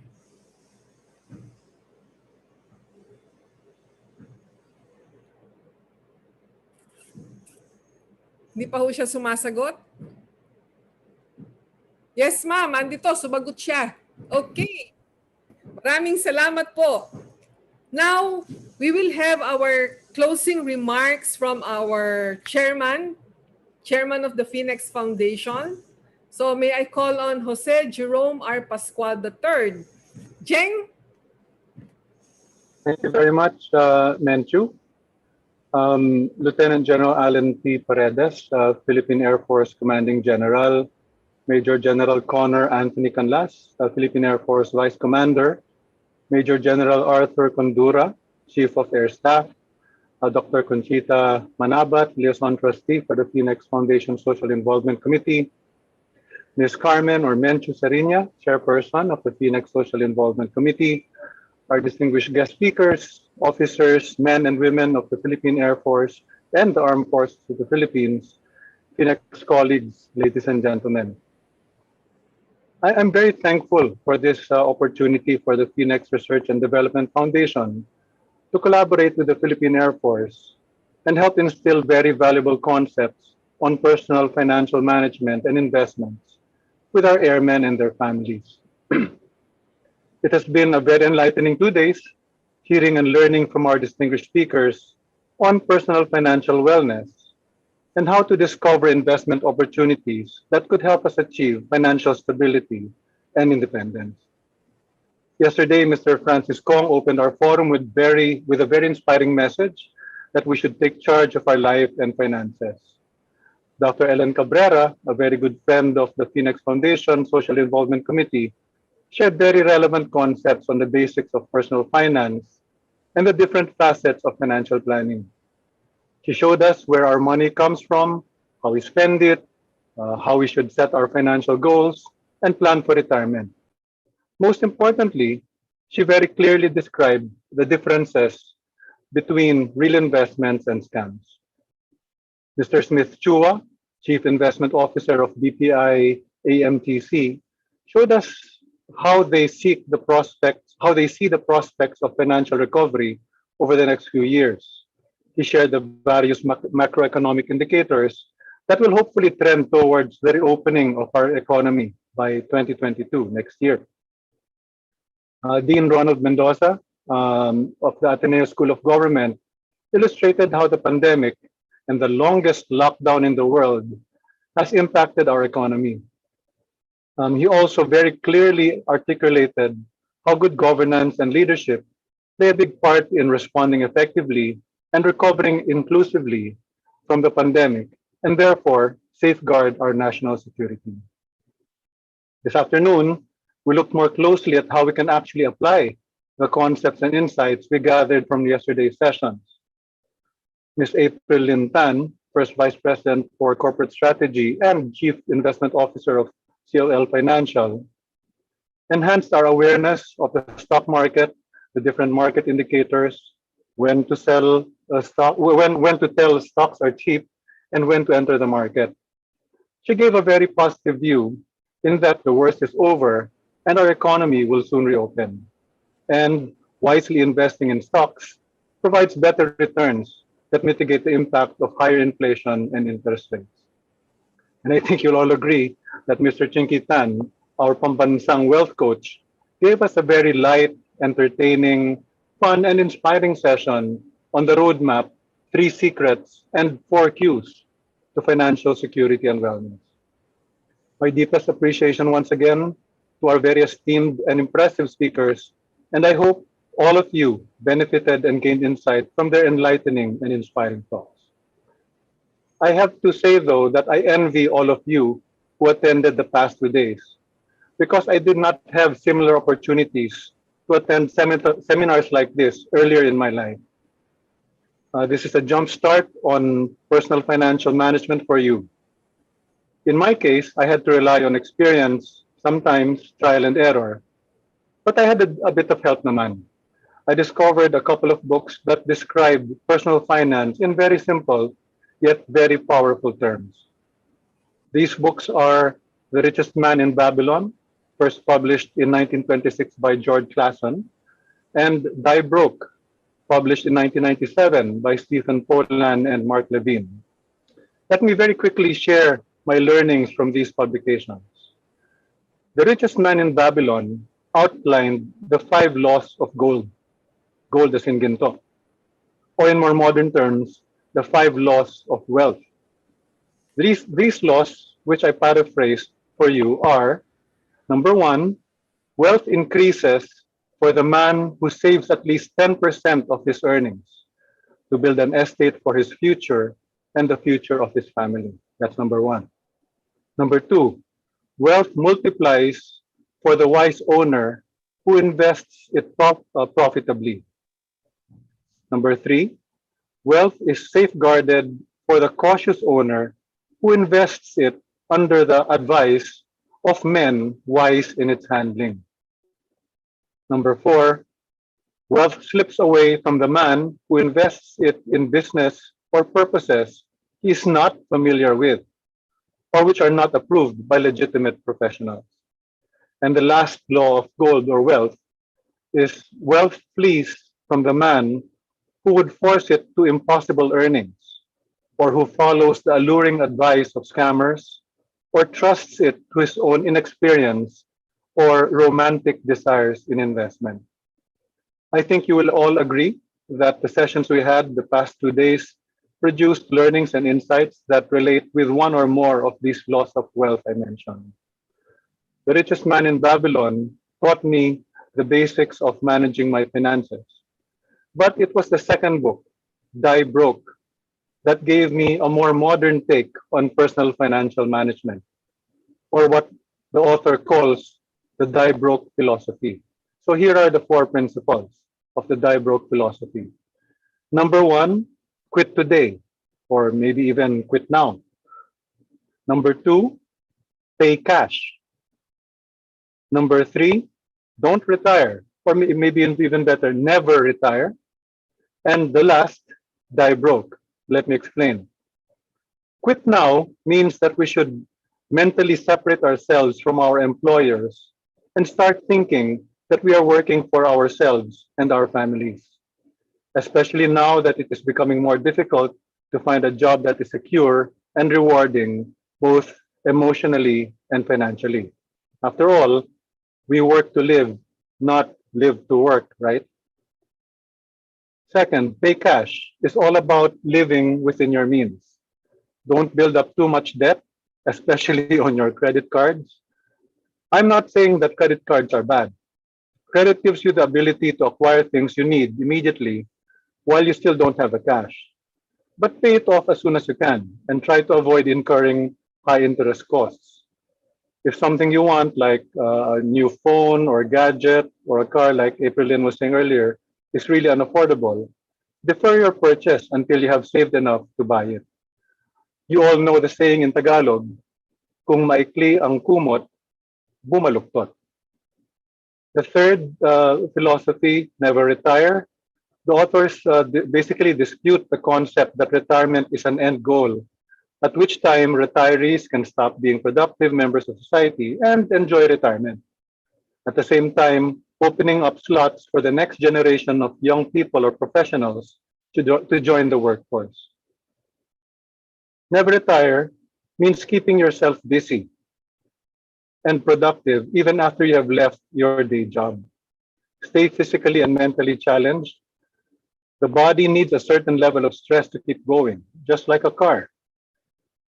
And there appears to be scientific basis for this. Statistics show that people who retire and stop to smell the flowers end up joining the flowers. Lastly, die broke. The traditional mindset is that the transfer of wealth from one generation to another happens when the head of the family passes away. But what is the use of amassing wealth when you will not benefit from it when you die? This is putting the quality of death ahead of the quality of life. So dying broke suggests that you should enjoy your wealth while you still can. Give your children their share so that they can also start investing early and thank you for it. And maybe donate some of it to a worthwhile charity. Consequently, when you die and issue a check for your funeral, your check should bounce. So die broke. At this point, and on behalf of the Board of Trustees of the Phoenix Research and Development Foundation, I wish to express sincere thanks to the people who have made today's or even the past 2 days forum possible. Mr. Francis Kong of the Multisectoral Governance Council, Colonel Jean Menor, our Phoenix colleague and head of the Philippine Air Force Office of Financial Management, Lieutenant Colonel Marvin Suficiencia of the Strategic Management Office, Major Poy Marayag, our coordinator for this forum, Mr. Ned Goseco, our Phoenix director and former Philippine Air Force pilot who initiated and conceptualized our event, Ms. Menchu Serina, Dr. Chit Manabat, and the rest of the Phoenix Foundation Social Involvement Committee, the enlisted officers and personnel who participated as panelists at our open fora, and Judith, Rafi, Mylene, and Shane of the Phoenix Secretariat. And I salute all of you for joining us today. Phoenix is a strong advocate for capital market development. And through the Phoenix Foundation, we reach out and collaborate with our external stakeholders to promote financial literacy among Filipinos. And this includes the men and women of the Philippine Air Force and the entire armed forces of the Philippines. Financial literacy leads to more robust savings and investment, which in turn leads to capital market development and economic growth. And you will recall Dean Ron Mendoza stated yesterday that economic growth supports and safeguards national security. This implies that our forum on personal financial wellness for our airmen and other AFP personnel is a way of contributing to national security and the achievement of the vision of the Philippine Air Force, which states a professional and competent Air Force responsive to national security and development. Thank you all very much at mabuhay ang hukbong himpapawid ng Pilipinas, mabuhay ang sandatahang lakas ng Pilipinas. Maraming salamat po. Maraming salamat, Jeng. Inspiring din yung talk. Inspiring din yung closing remarks ni Jeng. Anyway, we now have our third and fourth winners for the raffle. So we now call on Colonel Ernesto D.L. Bautista Jr. from the 250th Presidential Airlift Wing. And the fourth winner is Sergeant Giodica Abelarde from the 15th Strike Wing. You got a JBL Esquire Mini 2 speaker with a microphone. We'll now hear the response from, well, I'm assuming that both of you are here. Andito po sila? Andito po ba? Sir, ma'am, yes, ma'am, yes, ma'am.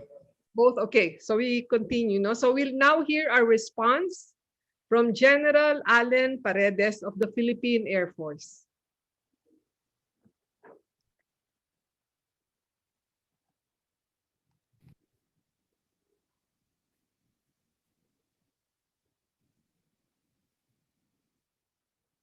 Let me first greet our guest lecturers on VTC. Mr. Jose Pascual, Mrs. Carmen Sardiña, Dr. Conchita Manabat, Mr. Francis Kong, Dean Ma Elinita Balatbat Cabrera, Mr. Smith Chua, Dean Ronald Mendoza, Miss April Lin Tan, Mr. Chinky Tan, the General Officers on VTC, Lieutenant General Erickson Gloria, the Vice Chief of Staff of the AFP, Lieutenant General Ferdinand Cartujano, Superintendent PMA, Major General Connor Anthony Canlas, Senior Vice Commander, PAF, General and Senior Officers present, members of the PAF Officers Ladies Club, members of the PAF Enlisted Ladies Club, participants of this forum, ladies and gentlemen, good afternoon. We walk a lonely road, one of valor, one of sacrifices. You pay our salaries with taxes, but we repay it with our lives. This comes from an unknown soldier. This wisdom teaches us that every centavo received is a trade-off, either sacrifices or sometimes their lives. In a 2018 Philippine Daily Inquirer report, majority of the Filipino soldiers are debt-ridden, who are paying about 200 billion pesos of borrowings. That's from Malyari 2018. This is the reality of the financial health of the common AFP personnel, which, if I may say, a very depressing plight. But today, I am happy to say that we are changing the narrative for the PAF military personnel and civilian human resource. The conduct of this two-day financial forum is live streamed via Facebook and YouTube. Will help us make the value of each centavo we receive count and work for our future. We are blessed to have partnered with Finex Social Environment Committee that connected us to the most qualified resource persons who enlightened us on financial planning. Let me therefore commend the Office of the Assistant Chief of Air Staff for Financial Management, headed by Colonel Jean Minor, who we are proud to acknowledge is the first active military member of Finex, for making this noble undertaking possible. Also, my sincerest appreciation to Director Ronald Goseco of Finex and member of our PAF MSGC, and to Ma'am Carmen Seriña, Chairperson of the Social Involvement Committee, for supporting this endeavor. Let us be one in sustaining this initiative as we create a meaningful change to every Filipino soldier's family by making the value of their sacrifices multiply 1,000 or 1,000,000-fold. Thank you very much, and may God bless us all.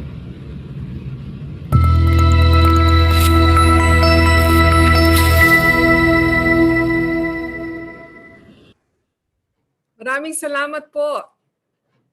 Now, our last activity, yun hong huling raffle natin. We have a winner of the iPad winner is Colonel Joycelyn Patrimonio Antig. It's an iPad Air 4. Is she here? Parang I saw her name. Yes, ma'am. I'm here po. Congratulations po. You're the winner. Thank you, ma'am. Thank you very much. Thank you, everyone, for this two-day webinar. Maraming salamat po. Hope to see you again.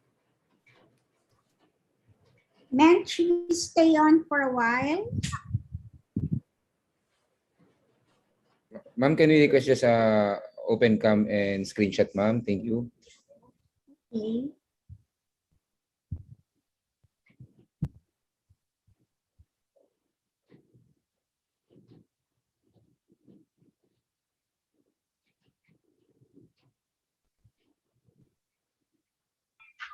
Sir, ma'am, ready po.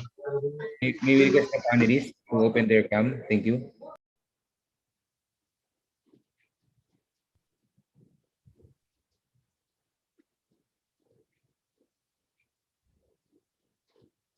Sir, ma'am, 1, 2, 3. Parang tinalbugan ni Lot-Lot eh, oh.